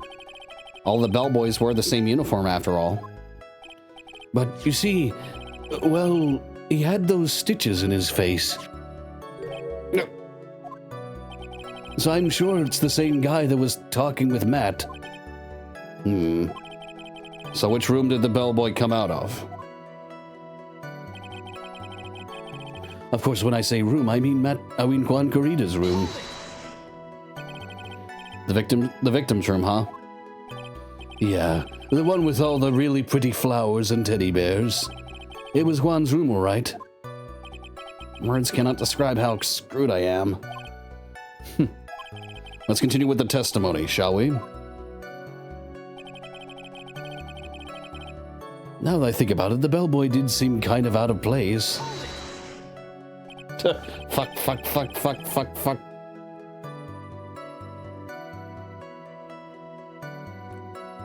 I sure hope Max Powers doesn't point out the giant zipper in his face. I'm not sure how far we can stretch the unique fashion sense as a defense. So what exactly was so out of place about him? Right. Why the insipid grin? Maybe because I have no idea what damaging thing he's going to say next? Well, the bellboy was empty-handed. Empty-handed?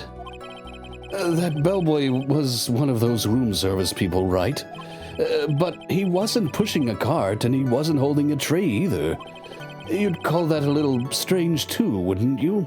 You'd call that a little strange too, wouldn't you? I agree that is a bit strange, Mr. Powers. Is it really that unusual for a bellboy to be empty-handed? What should I do? Should I let Mr. Powers' testimony slide, or try to pull a fast one? There's nothing strange or unusual about an empty-handed bellboy. But there really, really is. There really, really isn't. If you two are done being school children, if you two are done being school children,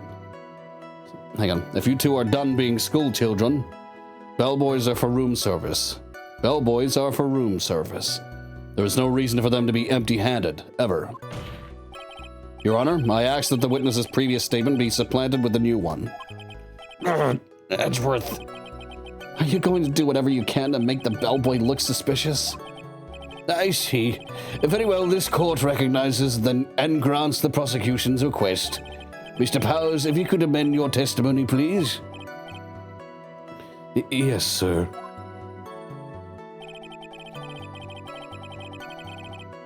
I thought it was kind of strange for a bellboy to come out of the guest room empty-handed. So you're saying that it's suspicious for him to be empty-handed? Yeah, really suspicious. I mean, when I first saw that bellboy, he was holding a tray in his hand, and there was a bottle of juice and a wine glass on it. Juice. What kind of juice was it? I'm pretty sure it was tomato juice. If we could come up with some sort of reason as to why he would come out empty-handed, some sort of proof, then I think we can dodge the bullet on this one for now. Proof, huh? Sounds like another job for the court record.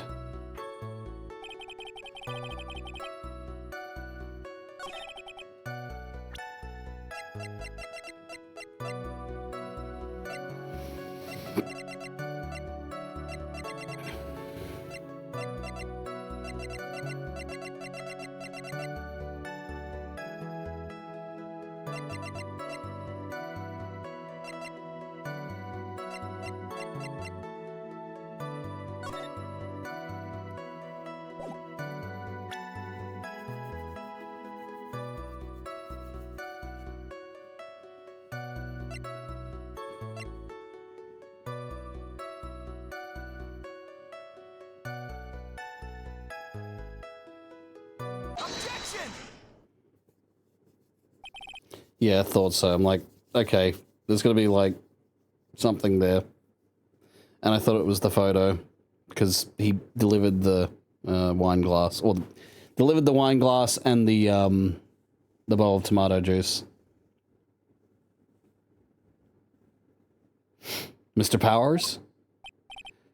Yes?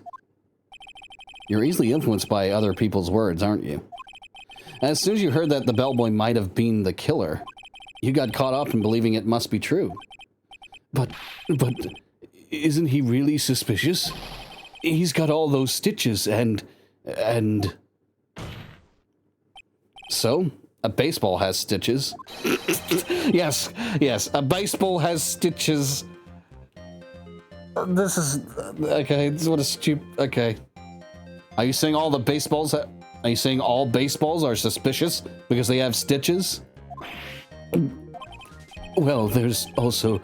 I mean, what about him being empty-handed? I would like to ask the court to please take a look here.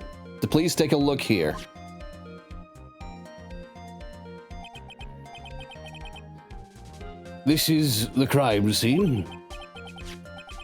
There's a wine glass sitting next to Mr. Kurita's body. Liquid inside this glass is tomato juice. And now if you would look at what is on top of the table in the lower right corner here, anyone can clearly see that it is a tray with a bottle of tomato juice on it. I just love how we have to fucking stall. Like, that's the whole point of this trial now, is stalling. like, we're not trying to defend our client. We're trying to stall as long as we can. The bellboy had just brought this to Mr. Kurita's room. He left the tray in the room, which is why he was empty-handed when he left. But that would mean that the bellboy had seen and left a dead body in the room. Ah, but can you prove that Mr. Kurita was already dead at the time? Mr. Edgeworth? Yes? I blame you for leading me down this route. I'm terribly sorry. What is with him? Why is he laughing? Witness, isn't there one more thing you would like to share with us? Is there? The bellboy was empty-handed, or shall I say empty-handed. I recall you had something interesting to say about his hands. Oh yeah, I almost forgot. Huh? What? That bellboy, he was wearing gloves. Gloves? Yeah, pitch black, leather ones. All the other bellboys don't wear gloves like that, right? Black leather gloves. Why didn't you mention them earlier? sorry, it slipped my mind. Boy, does this make the bellboy look really suspicious. Alright, gotta focus. I can't lax here. So what if he had gloves? So what if he had gloves? A lot of bellboys wear gloves. Come on, Wright. Come on, Mr. Wright. Come on, Mr. Wright. That bellboy was wearing black leather ones. So, a football is made of leather. Are you saying that all footballs are...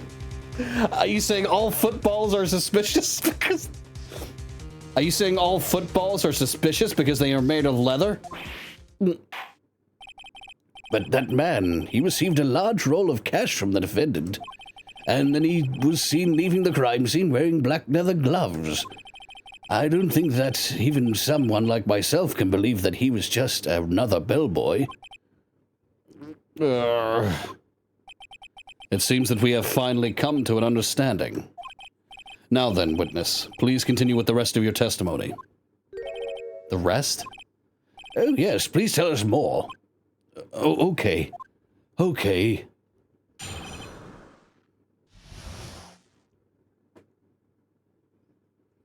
Honestly, this is how the trials against Von Karma felt. Well, mind you, the ones against Von... I mean...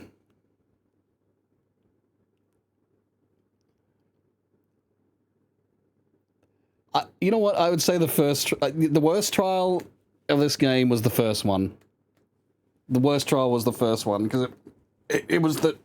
You know, it was supposed to be the tutorial trial.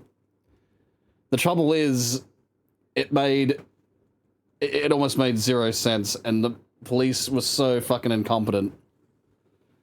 As well as the judge being completely fucking stupid.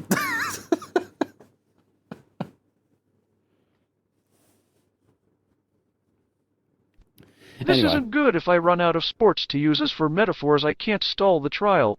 And I only know 5 sports: football, soccer, European football, baseball, and bowling. Soccer, European football. What the fuck? What do you mean soccer and European football? Oh, God. Well, the judge being stupid isn't new. Well, that's not new, but still.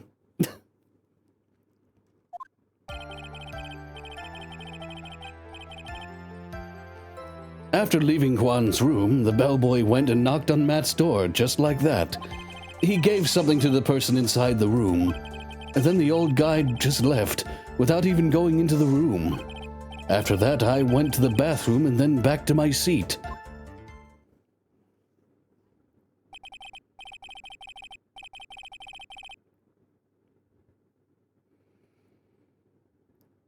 You like the idea he's so dumb he thinks football and soccer is different.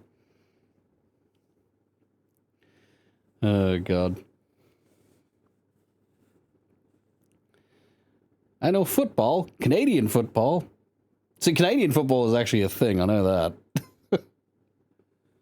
Which I believe it's, you know... It's American football, but, like, with Is it like more players and a longer field because it's in meters, like 100 meters, which is the length of a rugby field. I know that.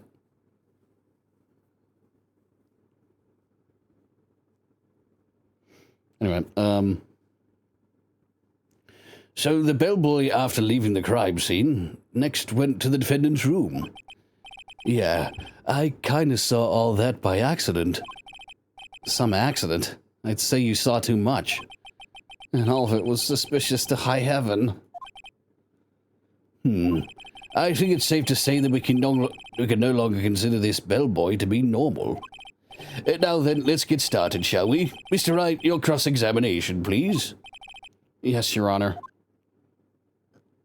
Excuse me.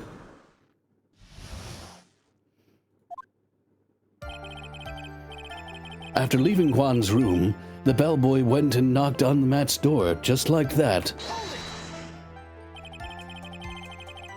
Is that what you saw while you were busy spying? Excuse me. I may be a poor underpaid action star, but even I wouldn't stoop to spying. Well, I think the point is, where did you watch all this from? Where did you watch all this from, Mr. Powers? Oh, from the door of the bathroom with my left eye and the sort of in a sort of sneaky spy-like. I knew he was spying. Please, does it really matter if he was doing it over or on? Please, does it really matter if he was doing it over or underhandedly? What did the bellboy do next? That's all I care to know.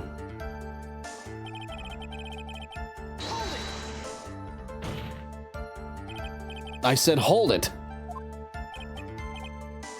Okay. That's better. What kind of statement is that? Please elaborate and give us a few more details. Oh, okay. I should probably ask him only one question at a time. Well, Your Honor, have you considered no one here is normal, but we're all supposedly innocent? Why you bullied the the bell killer, the killer boy, the killer boy,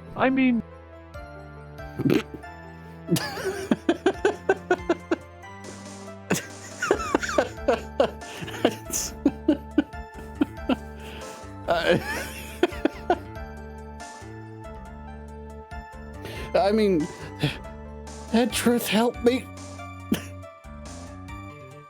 Oh, for goodness sake, shut up. Stop incriminating yourself. We're supposed to be stalling this trial.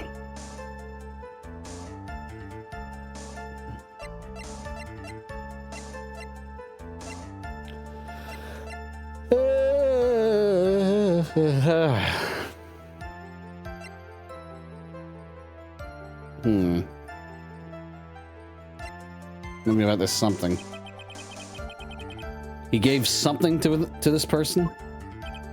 Yeah. And what was this something? If I remembered what it was, I wouldn't be calling it something, would I? But this implies that something was removed from the scene of the crime. Are you sure you really can't remember, Mr. Powers? I think it was something kind of small. This is an incredibly crucial piece of information. Please try to remember what it was. I'll try. In the meantime, let's talk of the...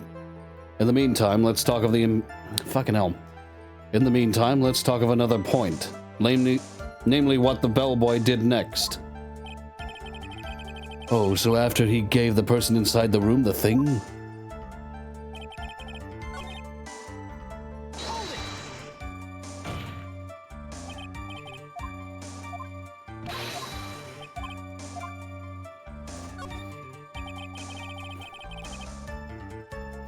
So who took this something the bellboy handed off? Actually, I don't know. What do you mean? I'm sorry, but I only saw the person's arm. Only an arm? And you're saying you didn't see the person's face? Yeah. I would like to summarize the testimony up to this point, if you don't mind. When the bellboy left the crime scene, he immediately went to the defendant's room. There he handed a small item of some sort to the person inside. As for the person who received the item, all you could see was the person's arm. Yes, it was just like that. Mr. Edgeworth, is all this really important? Of course, Your Honor. I think this is the... I think that this...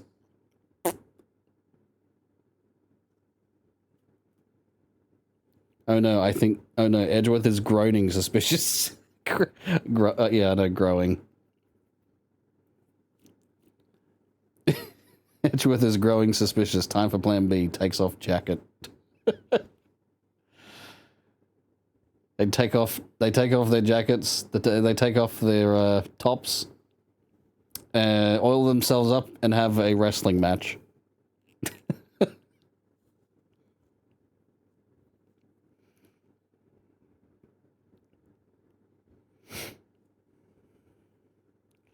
Anyway, Of course, Your Honor. I think this is the utmost importance. I think this is of utmost importance. This is when whatever was removed from the scene... This is when whatever was removed from the crime scene was handed over to the client. Mr. Powers, please try to remember what it was that the bellboy handed off. Well, let's see. I think it was... No. If you remember, please add it to your testimony. Yes, sir. If I saw it again, I could say for sure, but I think it was some sort of wooden statue. Some sort of wooden statue.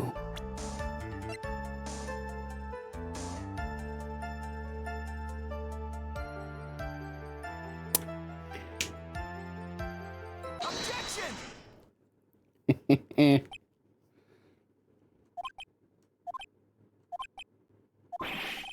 What was the point of that What was the point of that pregnant pause? Where did that objection come from? Well, speak up. It was me, Your Honor. What is it, Phoenix? I have a feeling that something bad is going to happen once I show this. Mr. Wright, if you have something to say, please spit it out. Yes, Your Honor. Okay, Phoenix. Deep breath. Mr. Powers? The something you saw. Was it this item? Oh, hey. Oh, hey, that's it. That's the something. Wow, Mr. Wright. You really figured it out. I recall we found this at Madame Guard's mansion. At the defendant's house? What does this mean? It's simple, Your Honor. Shelley the killer assassinated Juan Carita in this room. And then he stole this wooden bear from the scene of the crime. Then the bear being found at Mr. Ungard's mansion would mean... It goes without saying, Your Honor. Mr. Matt Ungard is the killer's client.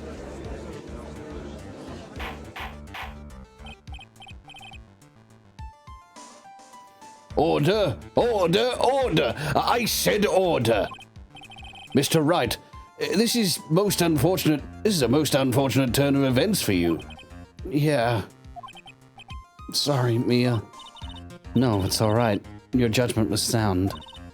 Actually, I figured the bear would come up. If not now, then it would have later on. Even if you hadn't shown it to the court, I'm sure your friend Edgeworth would have. I almost forgot that he knew about it too.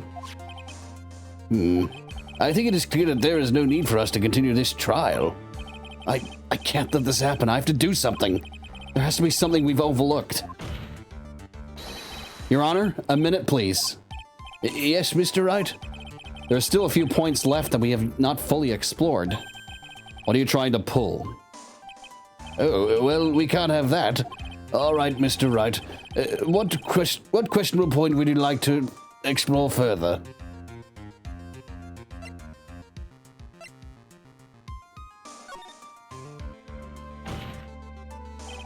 I think it's fairly obvious that the bear itself is very questionable. The bear, Mr. Wright? This was found in Mr. Ungard's mansion. However, Mr. Ungard was arrested at the hotel that night, which means that since the murder occurred, he has not had the chance to go home. Oh. I think Your Honor has already figured out what I'm trying to say. It is not possible that it was Mr. Ungard who took this bear to his mansion. Why, that's very true. We didn't consider that point, Mr. Wright.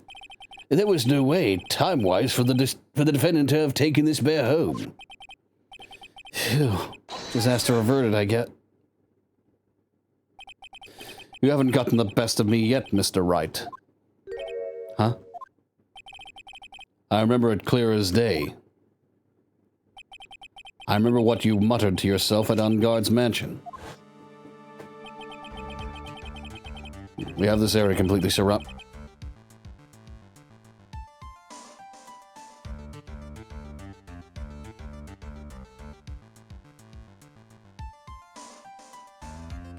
Sorry. Now that's a rare insult. Pregnant pause. I got a Krispy Kreme donut. I'm gonna try it. Pistachio, apparently.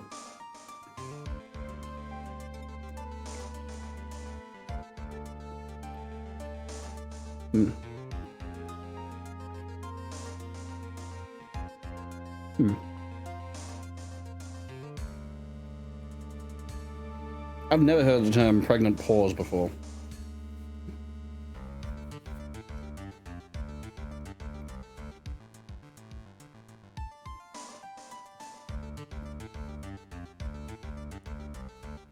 Hmm.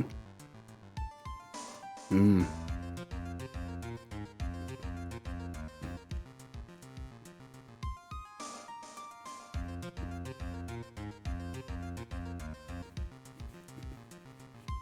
Hmm.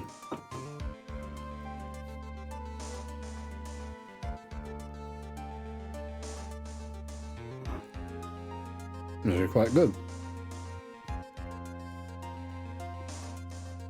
Won't be too long.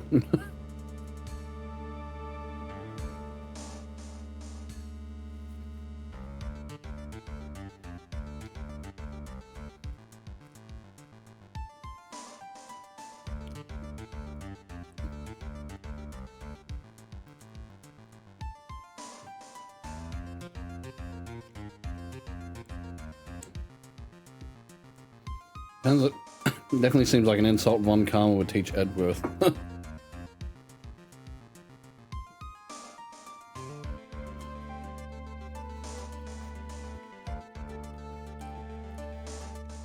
Hmm. Okay.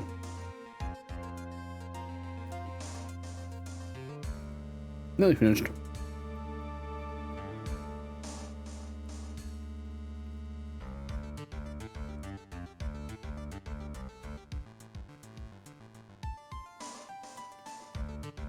Hmm.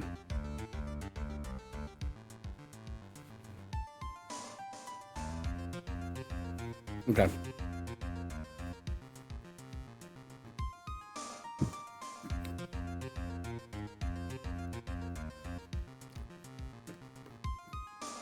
Hmm.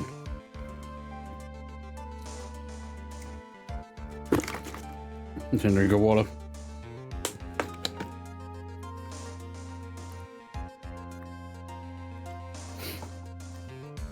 This is called the donut break. Doesn't happen often. When it does happen, you know, it happens at times when I'm about to speak Edgeworth's dialogue, I guess. Hmm.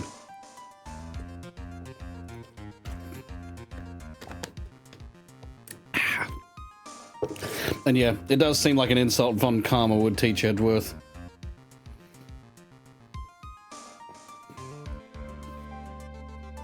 What? Why did you pause? Why did you have a pregnant pause? No more pregnant pauses, Edgeworth.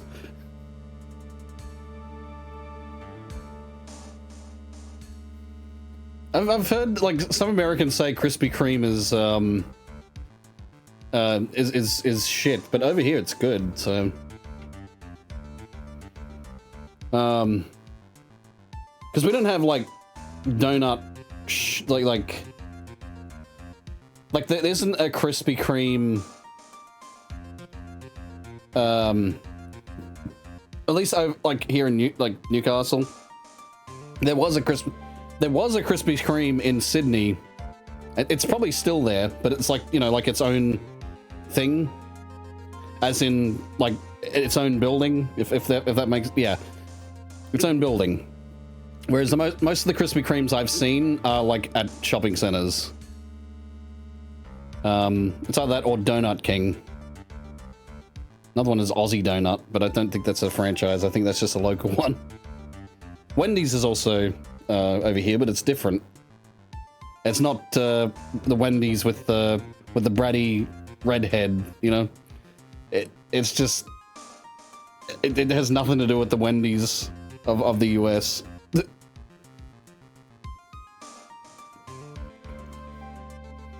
You can't have pregnant... What? You can't have pregnant pauses. You can't have pregnant pauses. You can't have pregnant pauses. Edgeworth, you're not my daughter. You're not my son. You're not my son or my daughter. And if you were my son, that'd be really incredibly fucking weird. Anyway. Alright, time to actually read this. We have this area completely surrounded. There is no way for him to escape. I can't believe it. That butler. All this time, he was the killer. The killer and On Guard were working together, so to speak. And the killer was hiding at On Guard's mansion. Edgeworth, you're making this hard. We need to save Maya. We need to fucking... We need to delay this trial. What are you doing? And the killer was holding... And the killer was hiding at And the killer was hiding in On Guard's mansion as its butler. What a bold move. The bear figurine was brought back to On Guard's mansion by the killer himself.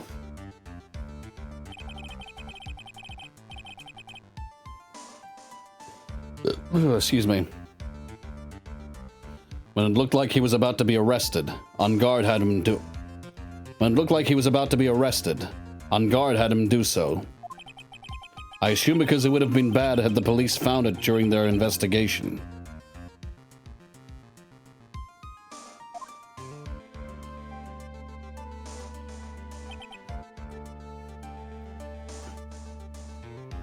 You say that like he didn't specifically adopt Edgeworth under his ring to psychologically torture him.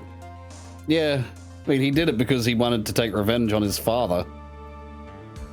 It's like, haha, look what I did to your son. I turned him into a prosecutor.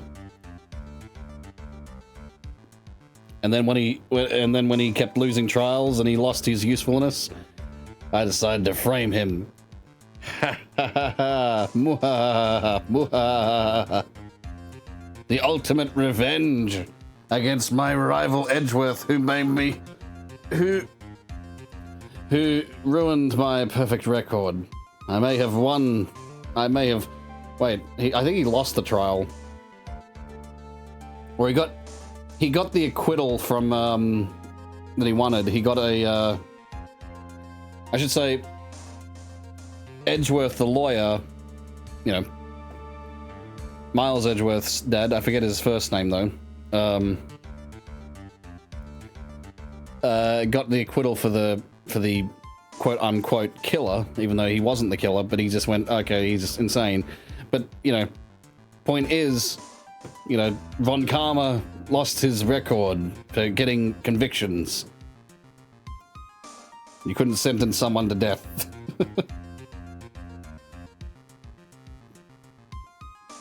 Anyway, that aside. Well, Mr. Wright, you've been quiet for a while now. This is too much. Isn't there anything I can attack at all? I have to try. I have to try something else. I have to find something else. What will you do now, Mr. Wright? Do you plan to... I plan to expose a clearly shaky place in Mr. Power's testimony. What? There is still another one? There is indeed, Your Honor. And it is quite a questionable point. Hey, what are you trying to pull? Oh, well, we can't have that. All right, Mr. Wright. What questionable point would you like to explore further?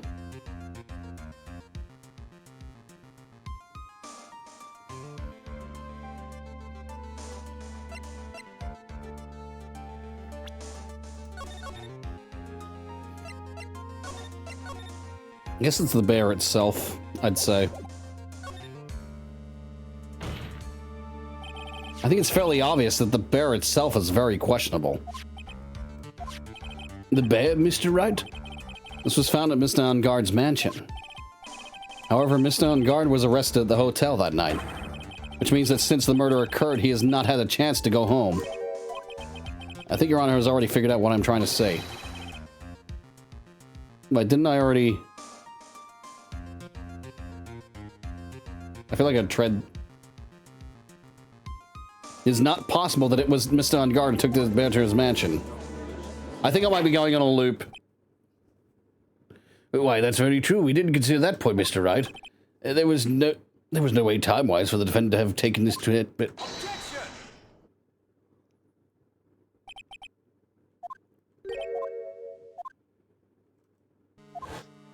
Yeah, I accidentally did a loop because I got distracted. Let's call him Edgy Daddy. Oh! So we got Edgy Baby, Edgy Daddy. Oh, fuck.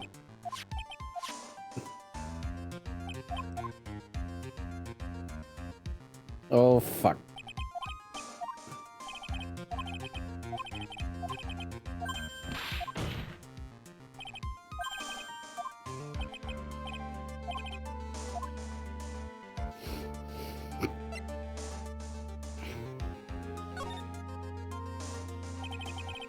There's one thing in Mr. Power's testimony that was very unclear, and that is the identity of the person who received the bear. He gave something to the person inside the room. He gave something to the person inside the room. I'm sorry, but I only saw the person's arm. I gotta, like, my voice, I'm supposed to try to do at least that was the idea, to do an impression of, you know, Rockstar Freddy, Glam Freddy.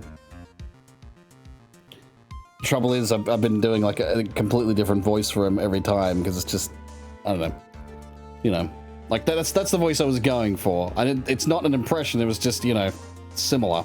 But the trouble is, I've been fucking up the voice I was doing anyway. As long as we don't know who it was that took the bear. We can't be sure of... Huh?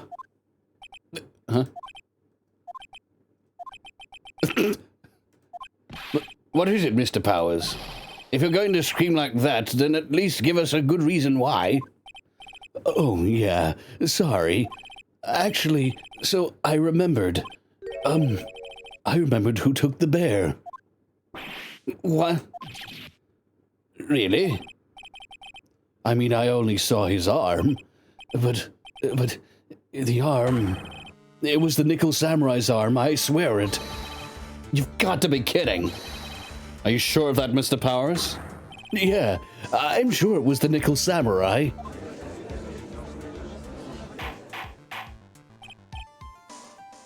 To be fair, Kellen Goff has voiced multiple Freddys, not just Rockstar Freddy. Okay.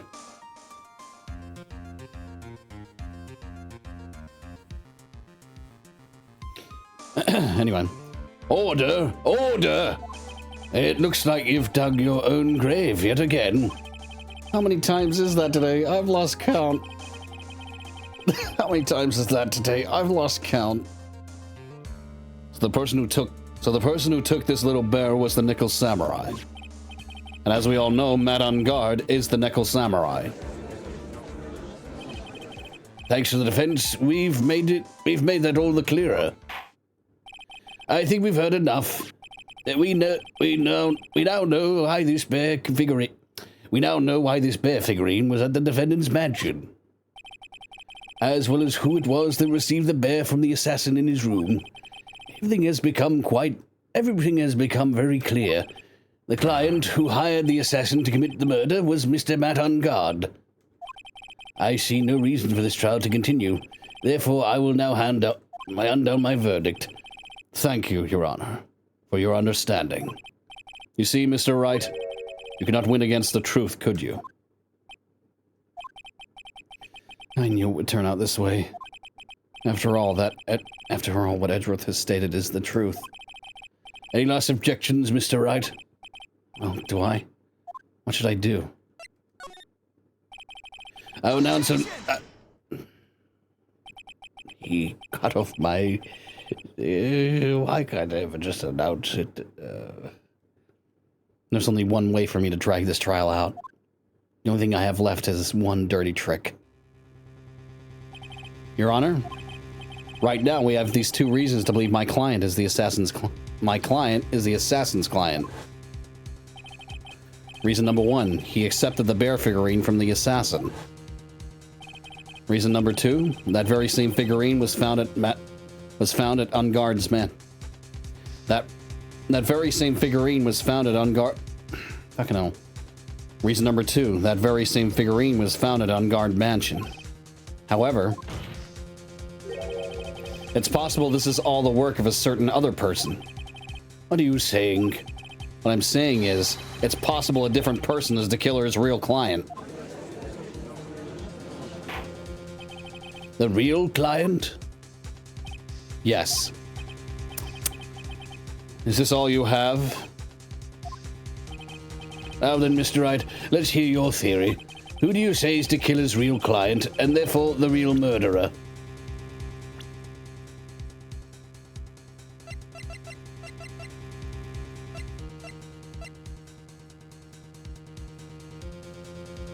I guess we're just gonna bring Adrian Andrews into this again.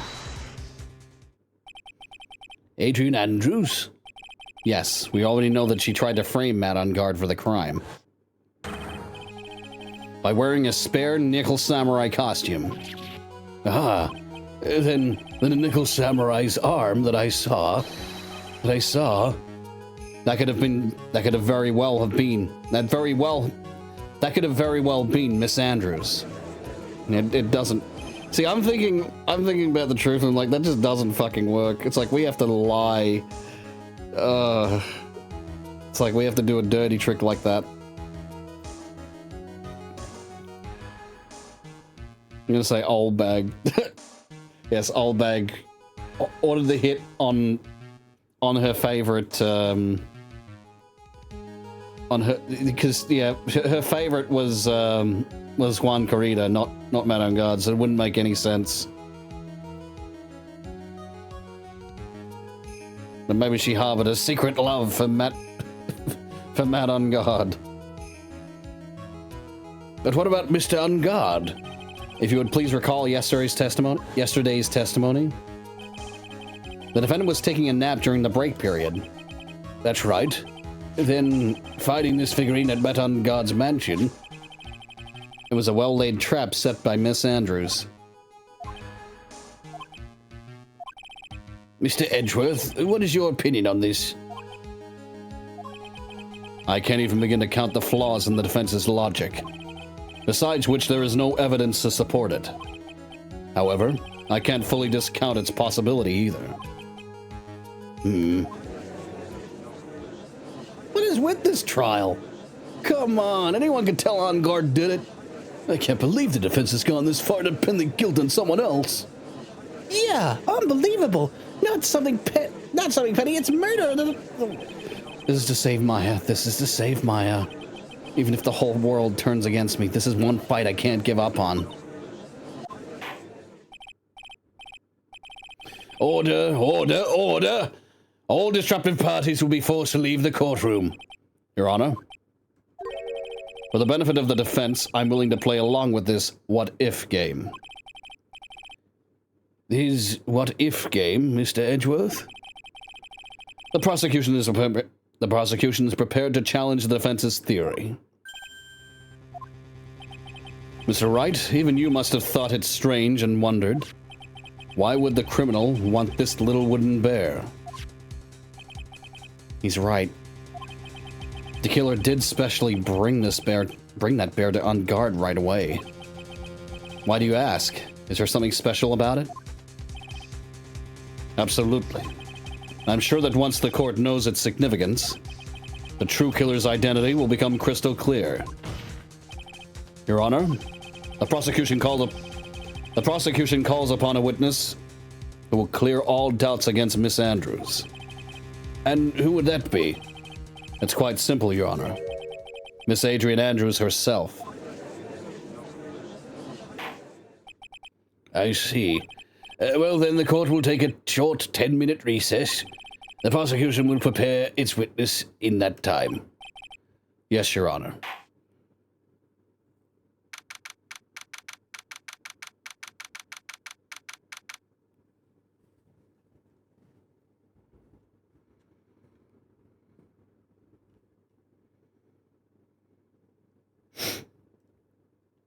Why the hell is it when you're trying to prove a witness guilty, they have the most sealed tight testimonies with only the slightest easy to miss error, but this professional killer got spotted multiple times by one person? He got spotted multiple times, and we didn't even think the fucking butler. You'd remember the fucking stitches on his goddamn face. Because he gave the phone to Maya at the start of this fucking, this episode. It's like you would fucking remember him. It's kind of a face that's hard to fucking miss.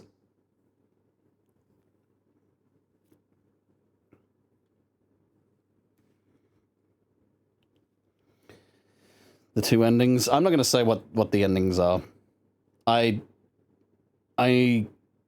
know what the endings are. Because I remember what the endings are now. But they do involve both a not guilty and a guilty verdict. So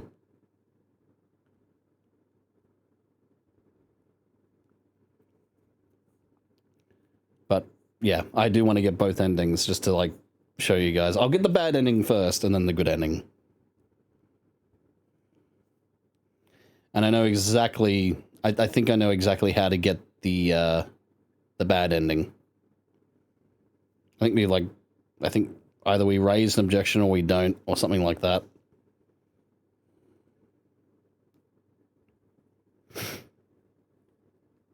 But yeah. I can't remember exactly how they go. That's the thing. So, yeah. Anyway. Oh, I knew it was a good idea to hold her hostage. Don't you agree, Mr. Lawyer? I never thought in your desperation you'd try to pin the guilt onto Adrian. I swear this demon will pay. Mr. Nick. Pearls, where's Maya? I don't know. A really strong power suddenly called her away. A really strong power? Oh, Mr. Nick, your phone is... It's from Gumshoe. How's it going? Have you been hanging in there, Oh, fuck. How's it going? Have you been hanging in there, pal? Yeah, sort of. We just barely found something to latch onto. Well, that's good, pal. What about you? Anything yet? Have you figured out where the killer and Maya are? We still don't have any leads yet, but... What? We don't have any more time. If we just had one, even a single clue would be really helpful. I was only able to come this far because I kept thinking to myself, I've got to keep the trial going until Maya's been rescued. And have I just run out of luck this time? Is all our hope for naught? A tent. Huh? A tent? I could see a circus tent. Mia! It looks like Maya was unconscious until just a few minutes ago. As soon as she woke up, she called for me. So it was Maya that called you away? She's locked in a dusty little room right now. But I could see a circus tent outside the window about 300 feet away.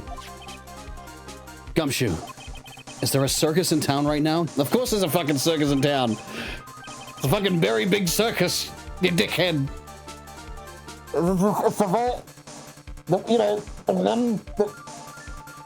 You know, Phoenix, the one where you fucking defended your client in last trial? You got him a not guilty verdict? Oh, that circus.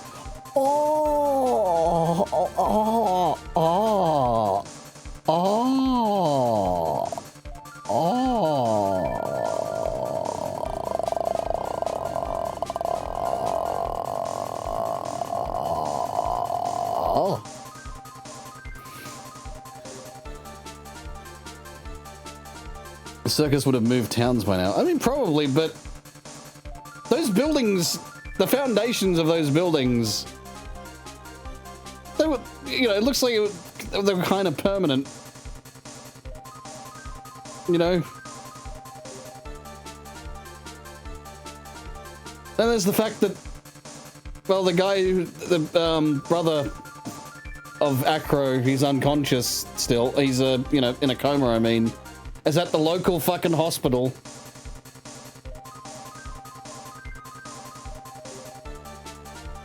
Anyway. There's only one, pal. The very big circus.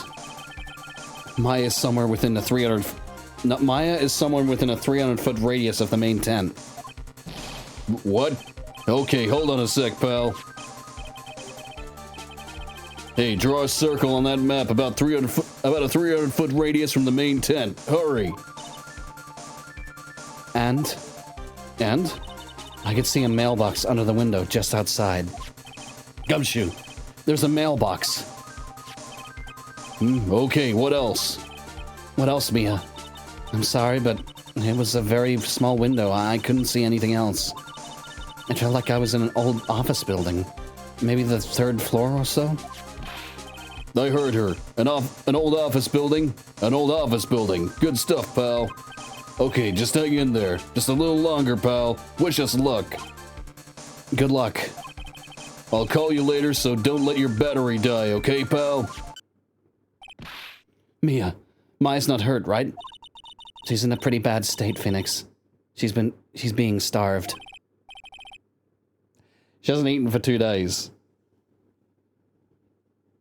Maybe 3 days, but she'll be fine. Then again, water is yeah, she hasn't had water, she's kind of fucked. But food, she can survive, okay? Alright, anyway. Gumshoe, please hurry.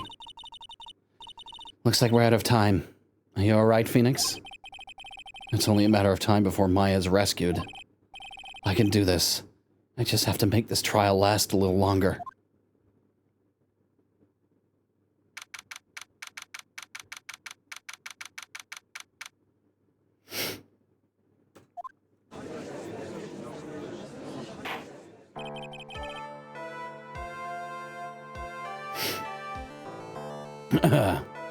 Court will now reconvene. The killer, the man who murdered the victim, handed this to his client. From this, one obvious question arises. Why this particular item?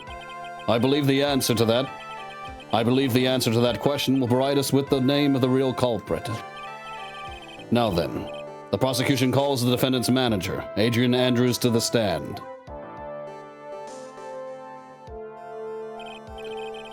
Currently, the witness is accused of tampering and obstruction of justice.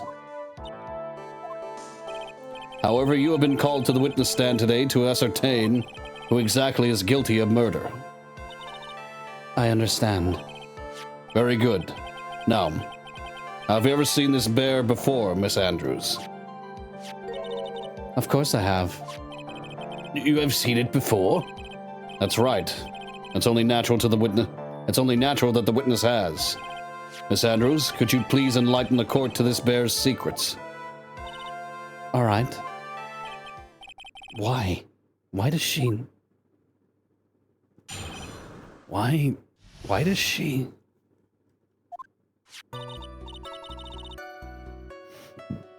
Excuse me. Actually, this is an elaborate puzzle. If you know the correct order, it can be taken apart one piece at a time. At its center is a small cavity with just enough room to store a small item. Because of its complexity, if you don't know the order, you can't open the bear. You really can't tell that it's a small jewelry box just by looking at it. So this figurine, it's a container of sorts, is it? Yes. Looks can be deceiving, wouldn't you agree? Yes, yes, this is superb Yes, this is superb craftsmanship. Oh yes, I nearly forgot. You may begin your cross-examination, Mr. Wright. It looks like there really was something to that bear after all. And if this was the last trial from the first game, we'd be able to open this bear up and, you know, work out the puzzle.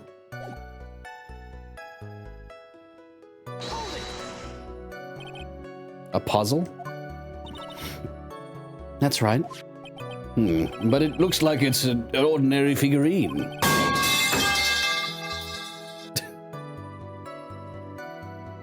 Zedros dropping the fucking pipe. You fucking stretch.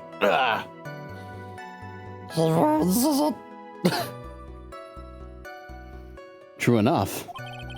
To people who don't know, I'm sure they would never guess this was a puzzle. So what kind of puzzle is this exactly?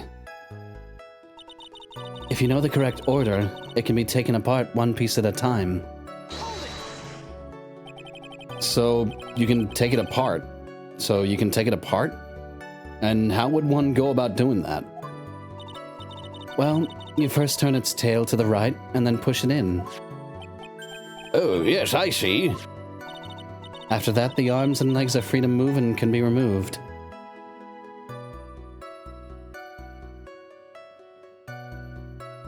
Your Honor, I dropped the bear and it broke. Guess it's no longer evidence. Whoops.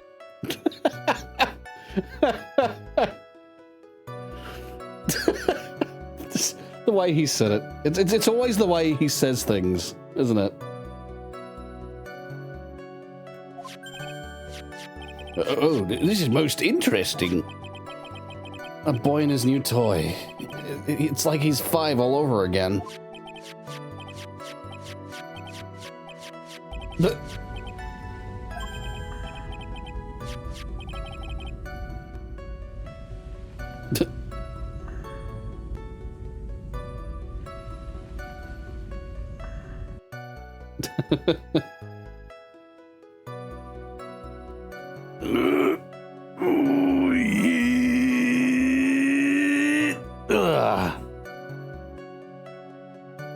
Oh, don't mind me.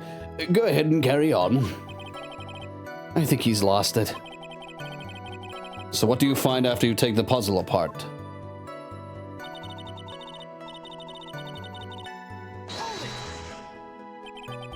And how do you know about this?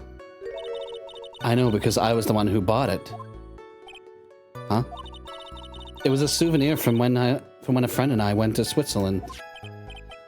And this was a present from you? That's right. It was a puzzle in the shape of a bear, so I thought it would be perfect for one. So it was a present from Miss Andrews.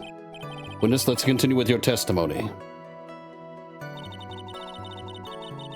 Because of its complexity, if you don't know the order, you can't open the bear. So who exactly knew how to solve this puzzle? Only the two of us, Juan and myself. It was a souvenir from Switzerland. So I doubt there are many people with this same bear in this country. But this looks like it can be easily broken, especially if someone wanted to get what's inside. Well, it's a toy, but it can never be the same again once it's broken.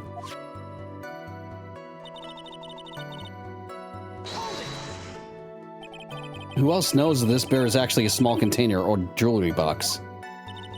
I never told anyone, and as long as Juan never told anyone either, then only the two of us knew. The two of you, huh? And of course that means Mr. On Guard didn't know, right? I think this is about all I'm going to get for now.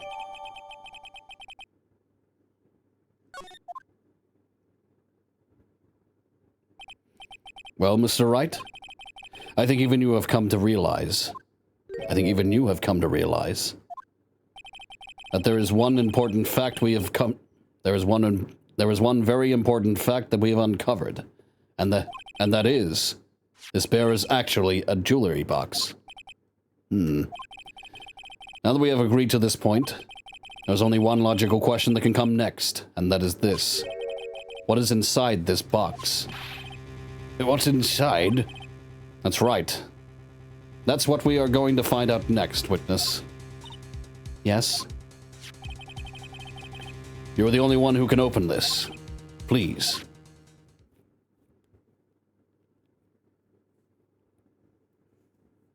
There's a painful silence hanging over the courtroom.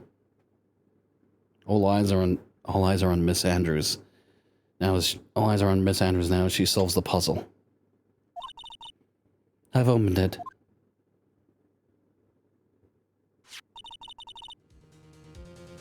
Is this what you wanted?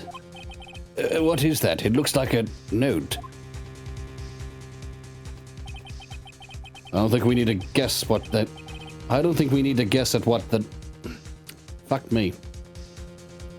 I don't think we need to guess at what that is, do we, Mr. Wright? It's the suicide note. The suicide note? The suicide note left by Juan Corrida's former manager, Celeste Impacts. Until now, no one knew of its whereabouts. But just as we suspected, it was hidden. Hidden by the victim, Juan Corrida himself.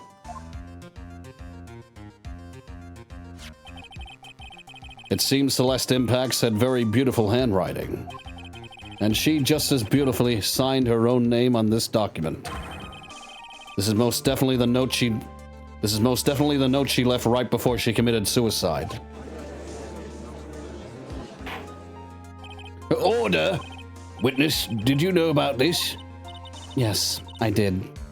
I heard all about it from Juan. When I discovered his body, I looked for the bear. I wanted to destroy the note before it became public, but I couldn't find it anywhere. Because it had already been taken by the killer. Everything is going at Mr. Edgeworth's pace. So now the suicide note has been found. What's the next logical question? What is written on the note? That's right. At least that's what I would think. Now then, I believe it is only appropriate the contents of this note be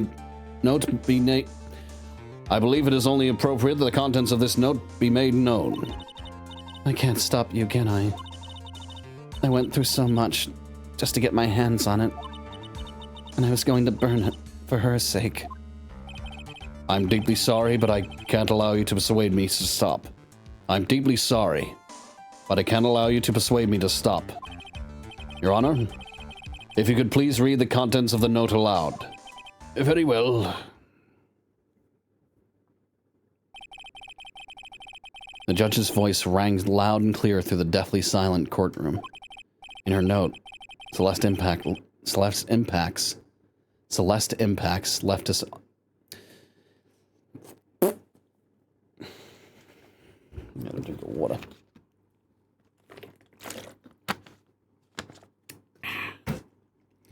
In her note, Celeste Impacts left us a record of all that had happened to her.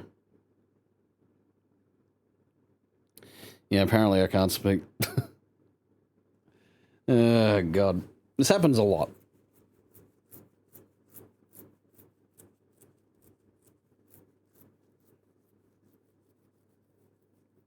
Yeah, while we're doing this, but this might be the most random side question any of these trials have gone on. Not as crazy as the sea monster, though. Well, again, the sea monster was part of it.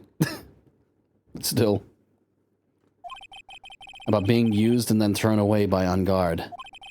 About being engaged to Corrida and On Guard's role in destroying that. And about how she decided in her despair to end it all.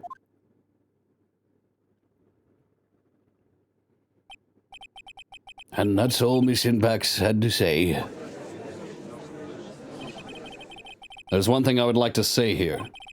The prosecution has no interest in slandering Mr. On Guard. Then what? Our intention, Your Honor, is to establish a motive for murder. Isn't that correct, witness? Yes. On the night of the murder, Juan was going to make the contents of the note public. After the post-ceremony show, he was going to hold a press conference. My word. That On Guard values above all else his refreshing like a spring breeze image.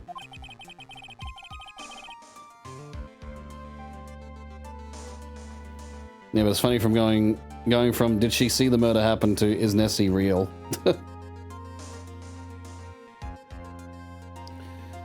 Which is why he had to stop this note from being made public. At any cost.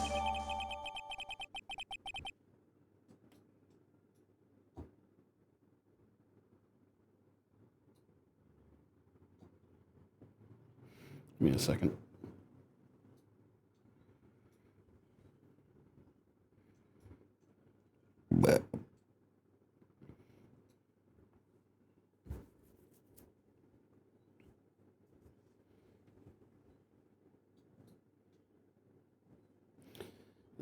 Adjusting. Adjusting my chair.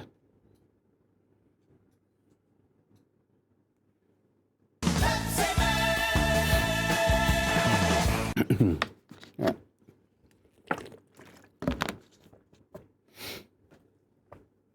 Man, it's nearly like 4 o'clock. I gotta get this shit done. We're nearly finished. Like, we're nearly at the end here. Celeste suicide note added to the court record. It's on God's fault that the woman had killed herself.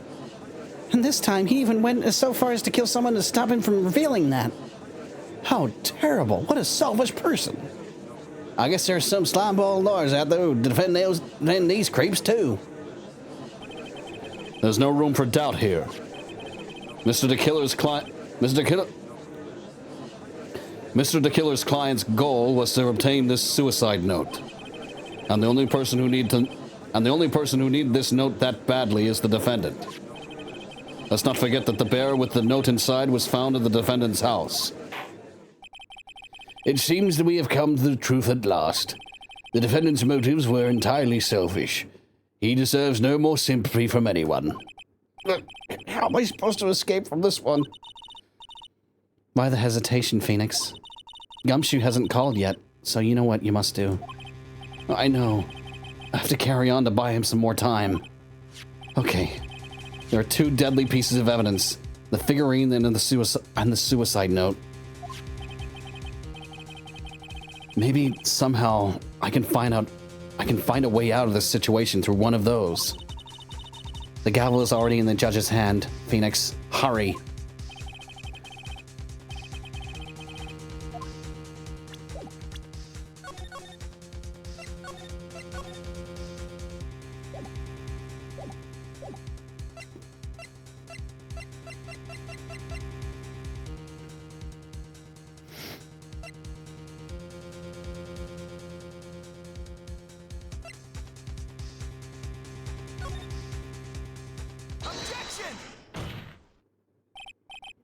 Please wait, Your Honor. Oh man, look at that lawyer. He's still going at it. It's like he doesn't care that he's trying to get a killer off the hook. I think Your Honor believes that Matt on Guard killed in order to obtain this note. Yes, that is correct. Oh, Judge, call for order, for fuck's sake. Yes, that is correct.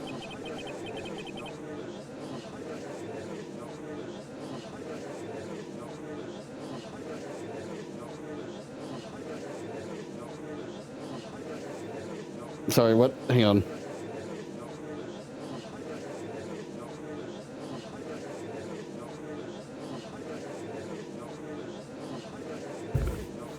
Well, we already know On Guard did it, but we're trying to look for Maya.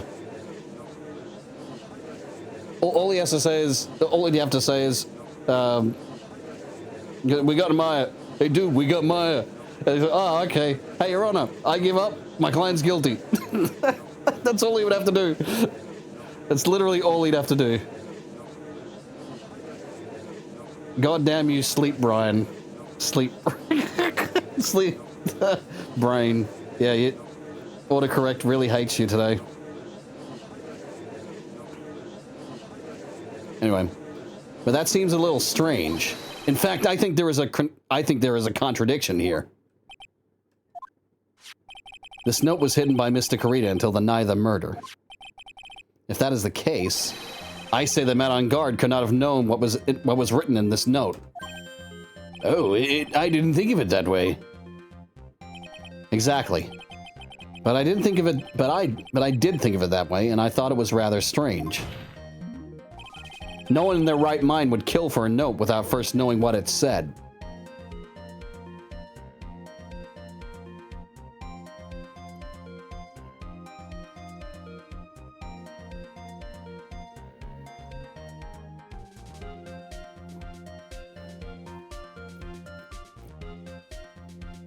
The judge will be hit with so much whiplash, he'll die.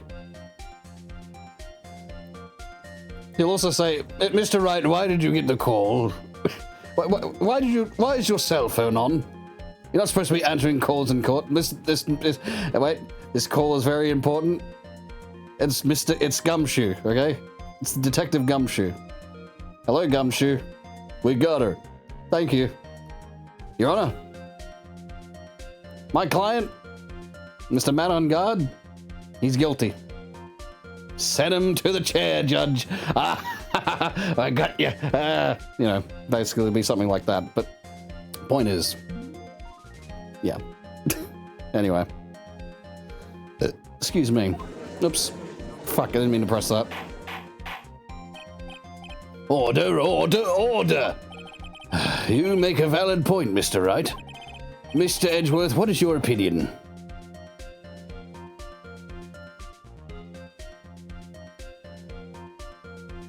Your Honor, all due respect, fuck you, I'm out of here, bitch. Like, that was really awkward the way he said, I'm out of here, bitch. It's just the way he said it. I'm out of here, bitch. Someone said, I am not your bitch. Almost sound like he said that. Mr. Edgeworth, what is your opinion? It was just a flash, but I think I did rather well in this one. Unfortunately, I think he believes differently.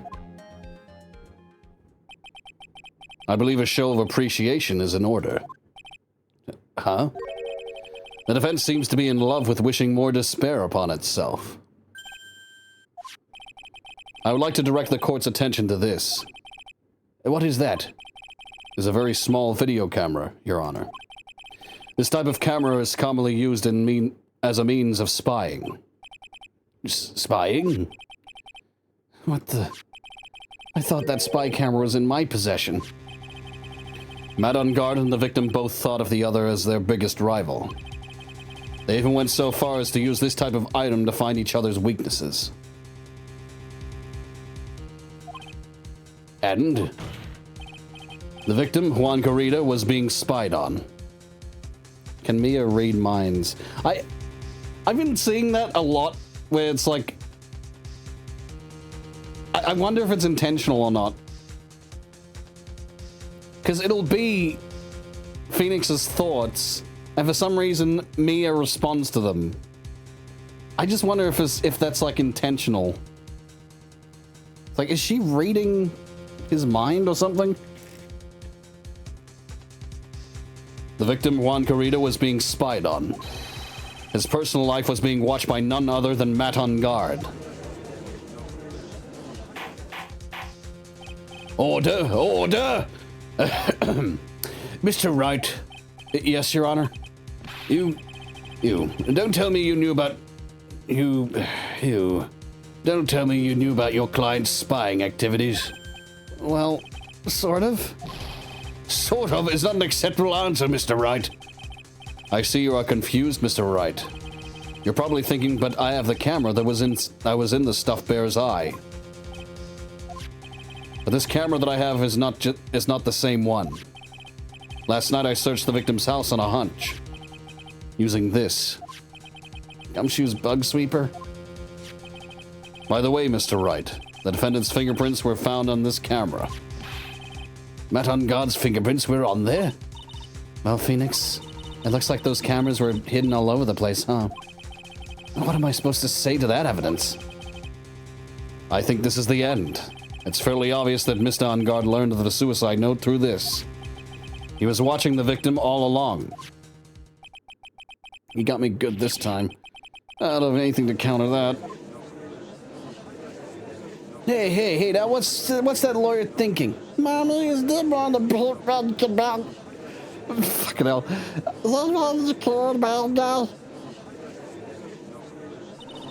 Phoenix? Yes, Chief? Have you figured out what you're going to do next? What I'm going to do next? Does running away like a frightened child work? I know it seems like Mr. Edgeworth is very close to putting the lid on this case. But, in his eagerness to prove his point, he forgot one very important thing. Well, what is it, Mia? There is a piece of evidence that he really should investigate. Something he should investigate. I would really hate to see the good prosecutor get scolded, but not remembering to look into the item when we had the chance.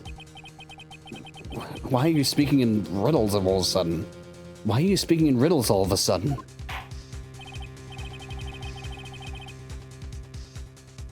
All right, I think this time we finally understand everything. You know, she's speaking like you know, her sister could die. And she's speaking like, oh, you know, you've forgotten something. It's like, bitch, just tell me what it is. Your sister's going to fucking die.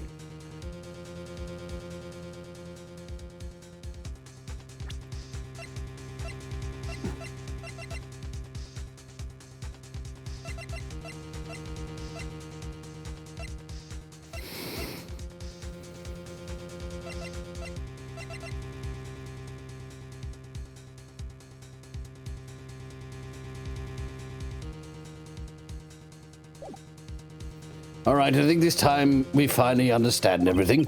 Well, Mr. Wright, you don't have any further objections, do you?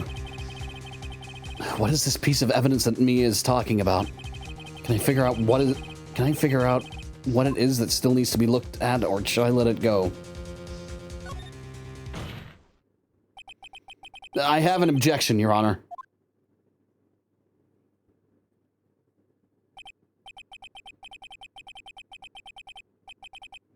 Maybe she's lonely in the afterlife and wants to hang out with Maya. Maybe there's other big booby ghosts, so she needs Maya to remind herself she's not flat-chested.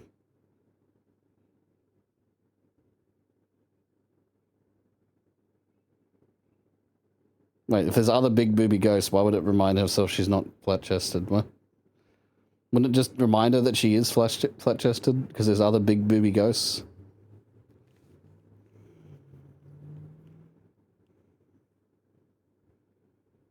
Oh wait, you mean even bigger booby ghosts? What?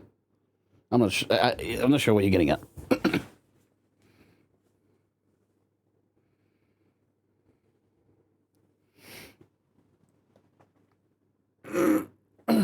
Talking about Mia. But Mia isn't flat-chested.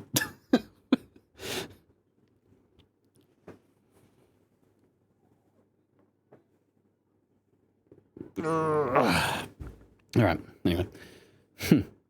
That was about the weakest objection I've ever heard, Mr. Wright. Objection!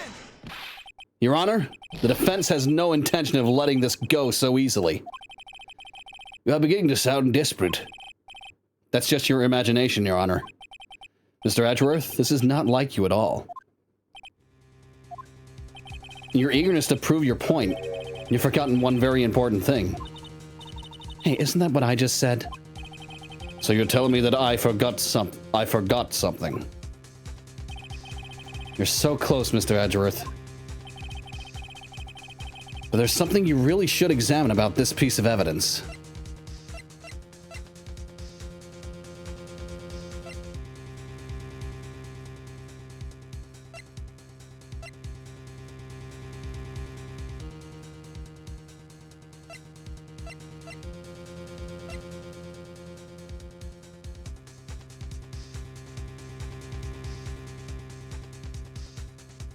Could it be the camera itself?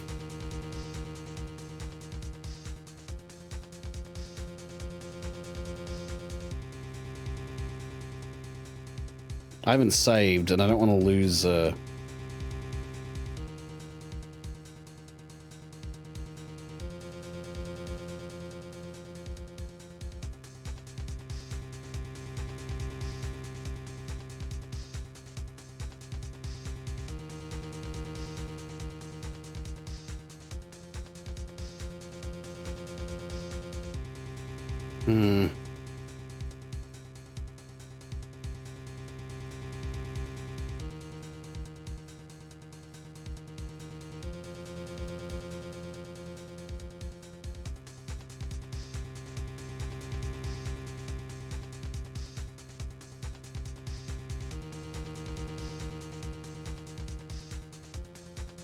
Wait a minute.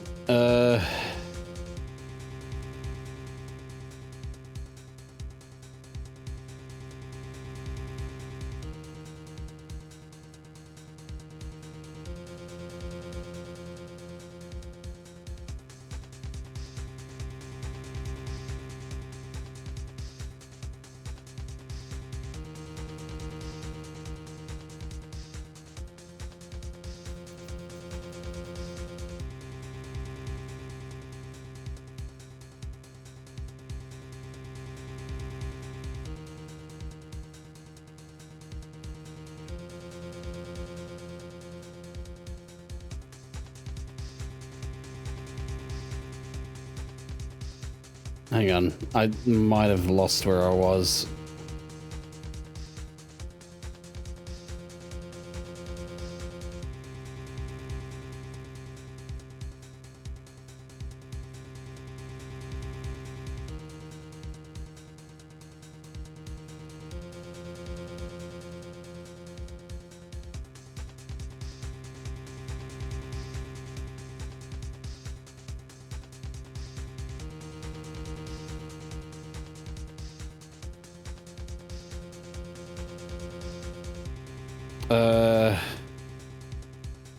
Shit. Hang on.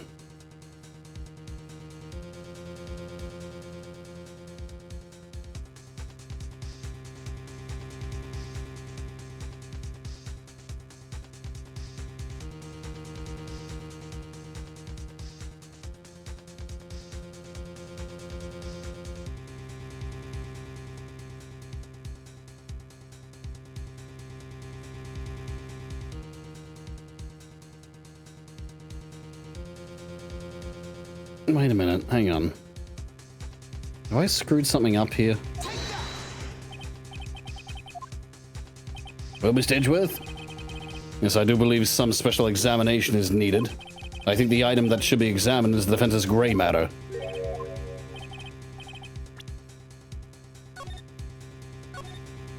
God damn it, hang on. Just in case.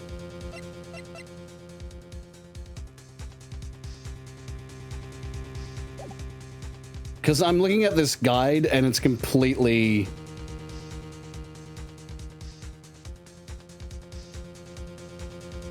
It's like, I'm like, wait, hang on. Am I doing this right?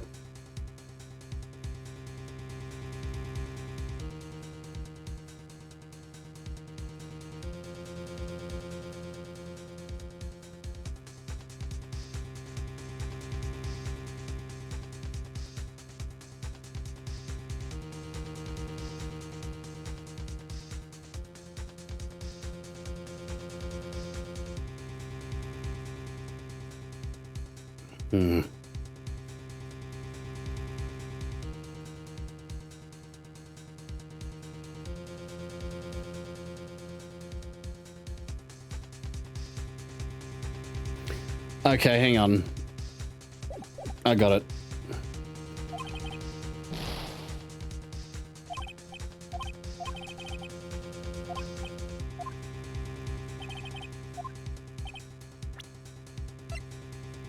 Apparently it's a suicide note.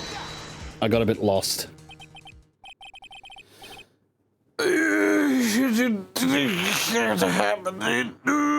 Yeah.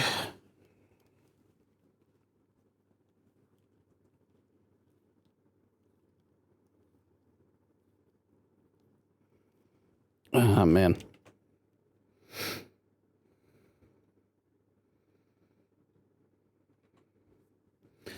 That is Miss Enbax's suicide note, right? Who knows? I mean, sure, this suicide note was found inside the inside this bear. But this bear was in my possession until only a few moments ago. Which means... the handwriting on this suicide note has yet to be analyzed. Oh. So, as to whether this pivotal piece of evidence was really written by Miss Impacts or not, that is yet to be even remotely confirmed. Mr. Wright, you can't seriously be... Mr. Wright? Are you saying this suicide note is fake? Miss Andrews, you were the one who tried to pin this murder on Mr. On Guard.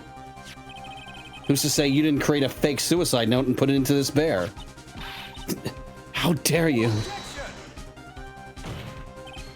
Your Honor, the defense is Your Honor, the defense is indiscriminately... Your Honor, the defense is indiscriminately accusing the witness again. There is no evidence linking the witness to the suicide note whatsoever. But if this is a fake, then the witness is the only person who could have made it. What?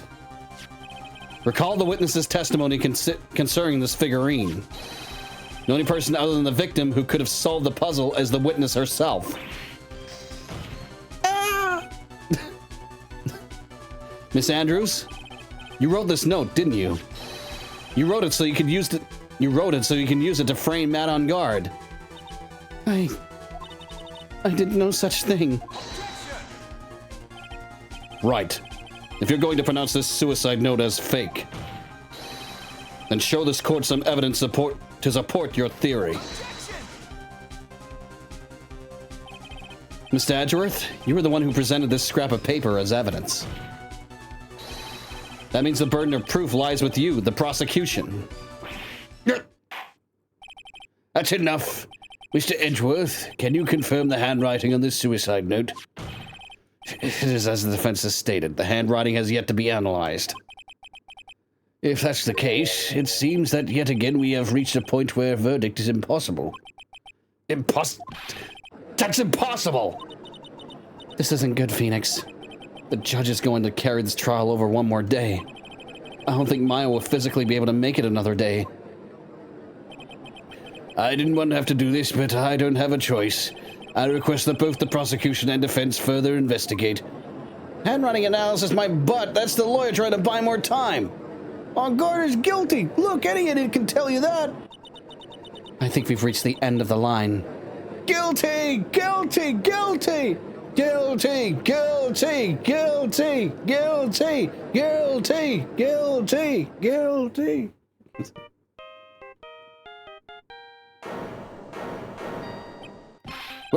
What is that sound? It's Gumshoe. Hello, Gumshoe?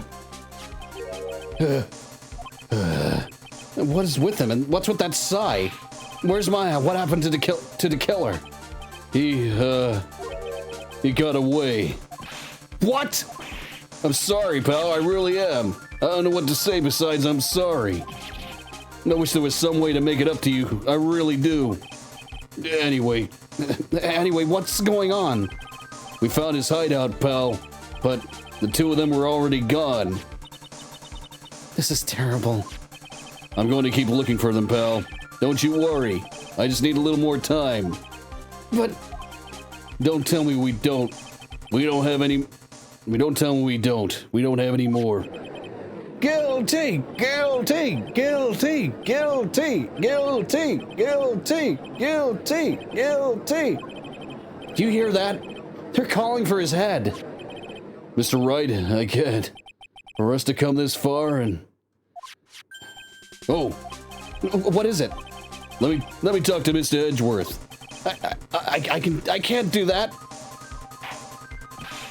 Mr. Wright, would you please get a hold of yourself? Yes, Your Honor. I'm about to end today's proceedings. You may take your phone calls after. Hold on, Your Honor. Edgeworth, catch! Mr. Edgeworth? Please, you gotta buy us some more time. Court is in session. I'm sorry, Your Honor. You were saying? Mr. Wright, this is a court of law. I'm sorry, Your Honor, but... I'm reluctant to do this, however. It appears that I have no choice but to suspend proceedings until tomorrow. This time I can't do anything. Court is now adjourned for the day.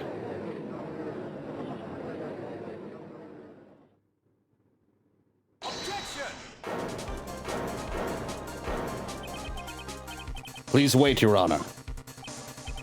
Edgeworth? What is it, Mr. Edgeworth? I humbly request another 30 minutes of Your Honor's time. For what purpose? We can perform the necessary test on this piece of evidence at that time. But can you really obtain your results in 30 minutes?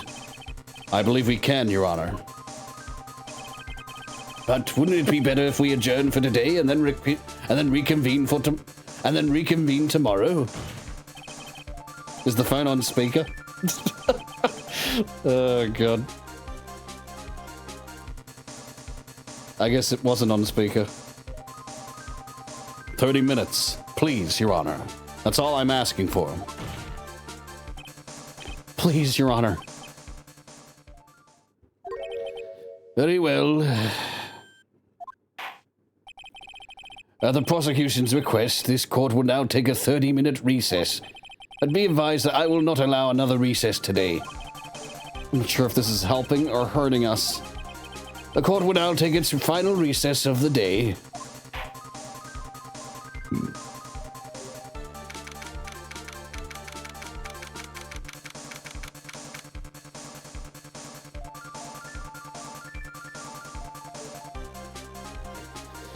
Alright. Right. Well, what's going on with Maya's situation? The killer. It looks like he got away again. 30 minutes? We can't find her in that time? We can't find her in that time?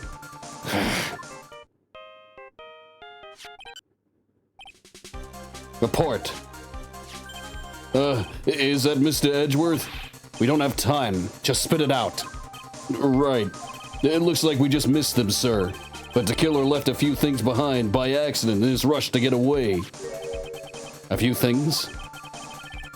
Can we use any of them as evidence? Oh, I thought you'd ask, pal. I've got the things he left with me right now, and I'm on my way over. Really? That's odd. Any items like that are usually sent to the crime lab first. We don't have time to wait for those guys, sir.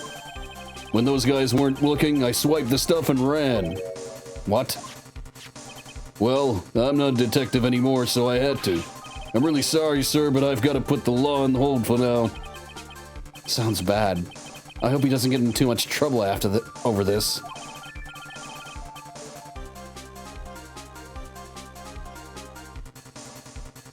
This assassin sucks at his job, oh my god. Well, he is in a bit of a hurry. He did have to, like, you know... I blame On Guard. I blame Matt On Guard for everything that's happened. Because he's made specific orders to hide Maya in his fucking basement. You know, he said, you need to do this, you need to do that. The killer's just going, okay, well, he's paying me. I'll do what he says. So in a way, the killer is also kind of stupid for, for following the money. But still, like, he is probably smarter than this, His one mistake was taking Matt On Guard as a fucking client.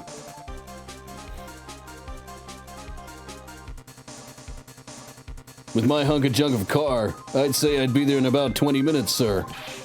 Don't worry, I'll be there. Wait for me. All right. Just get here in one piece. I'm on a mission and no one can stop me now, sir. No one. I'm pulling out all the stops and running every red light. Items left by the murderer, huh? Maybe there's something among them that will be decisive enough to end this.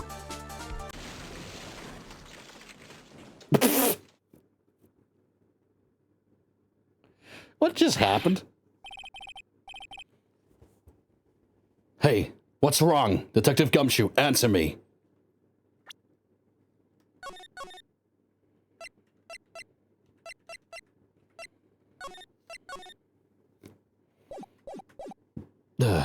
Whoops.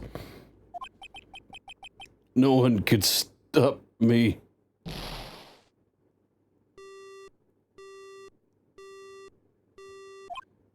He got into a car crash.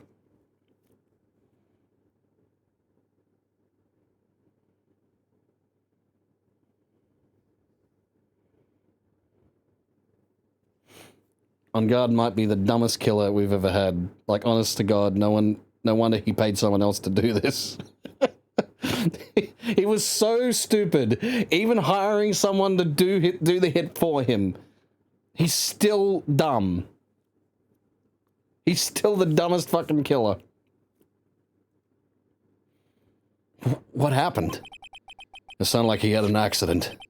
I'm guessing his cell phone broke as well. What was he thinking? We've got to hurry and call for help. And call for help. We have no idea where he is. His cell phone is broken and he wasn't driving a patrol car, so no radio either. Also, if we don't get those items before they do, the police will take possession of them. No, I can't let that happen.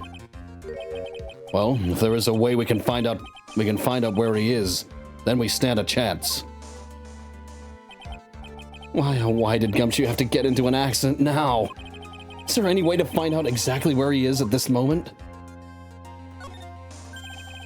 That's right, there is a way. What? How? I'm sure we can find out where Detective Gumshoe is through this. Apparently, Francesca von Karma.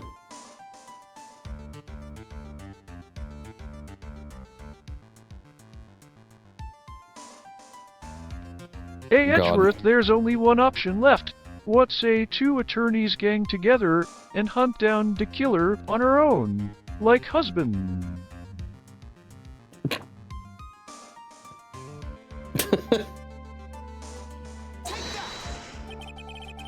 Why are you bringing up Francesca at a time like this? Oh, I see. I'll try to get in contact with her. The chances are slim, but she's all we have. Francesca. Will she even want to help us? Edgeworth? What is it? I don't have any right to judge anyone ever again. I know my client is guilty. What I'm doing now, I'm putting the guilt onto someone totally innocent and using the evidence to do so. It might be my turn to say, defense attorney Phoenix Wright chooses death. Right. It doesn't suit someone like you to cry useless tears. Whether you did your job well or not, that can only be seen after the verdict has been decided. The verdict? Is Prosecutor Edgeworth here? Yes, Bailiff. There's a phone call for you, sir. They said it was extremely urgent. They're probably finished with the handwriting analysis. I have to go take this call. In the meantime, think hard about what you must do. I'm gonna leave here on a cliffhanger. Because it is already 10 past 4 for me, which means 10 past 12 for everyone else. Ta-da!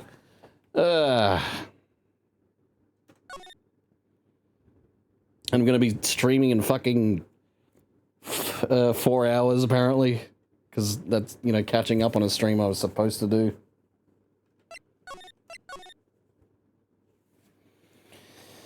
Alrighty.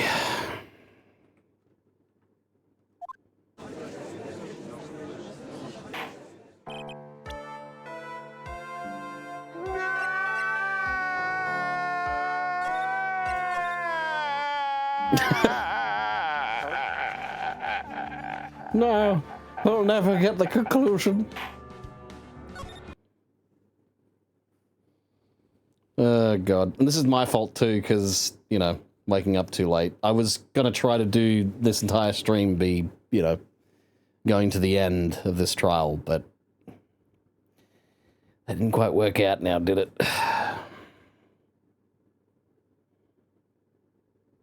Despite how stupid On Guard is, this trial is really interesting to see unfold. Yeah. You know, just to see, like, how intricate this murder was. And for once, hey, we're not on the, technically not on the winning side.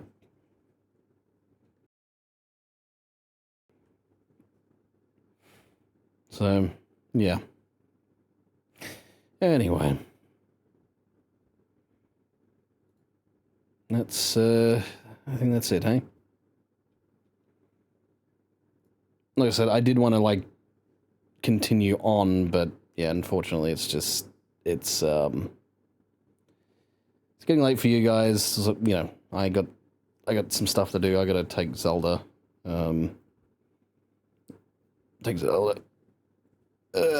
somewhere, either take her to the beach or maybe just take her for a walk. Well, both would be the option, because I'm still taking her for a walk. But I have to see. It was raining before. I don't know if it's raining again, but yeah. Anyway, guys, time for me to end. But hey, I'll be back later. But of course, thank you very much for watching. Thank you for lurking. Thank you for chatting. Thank you for dropping by, say hello. Whatever you did, thank you very much. You're awesome. Hope you realize that. See you again for the next one. no matter where in the world, no matter what time it is, stay safe and have a nice day.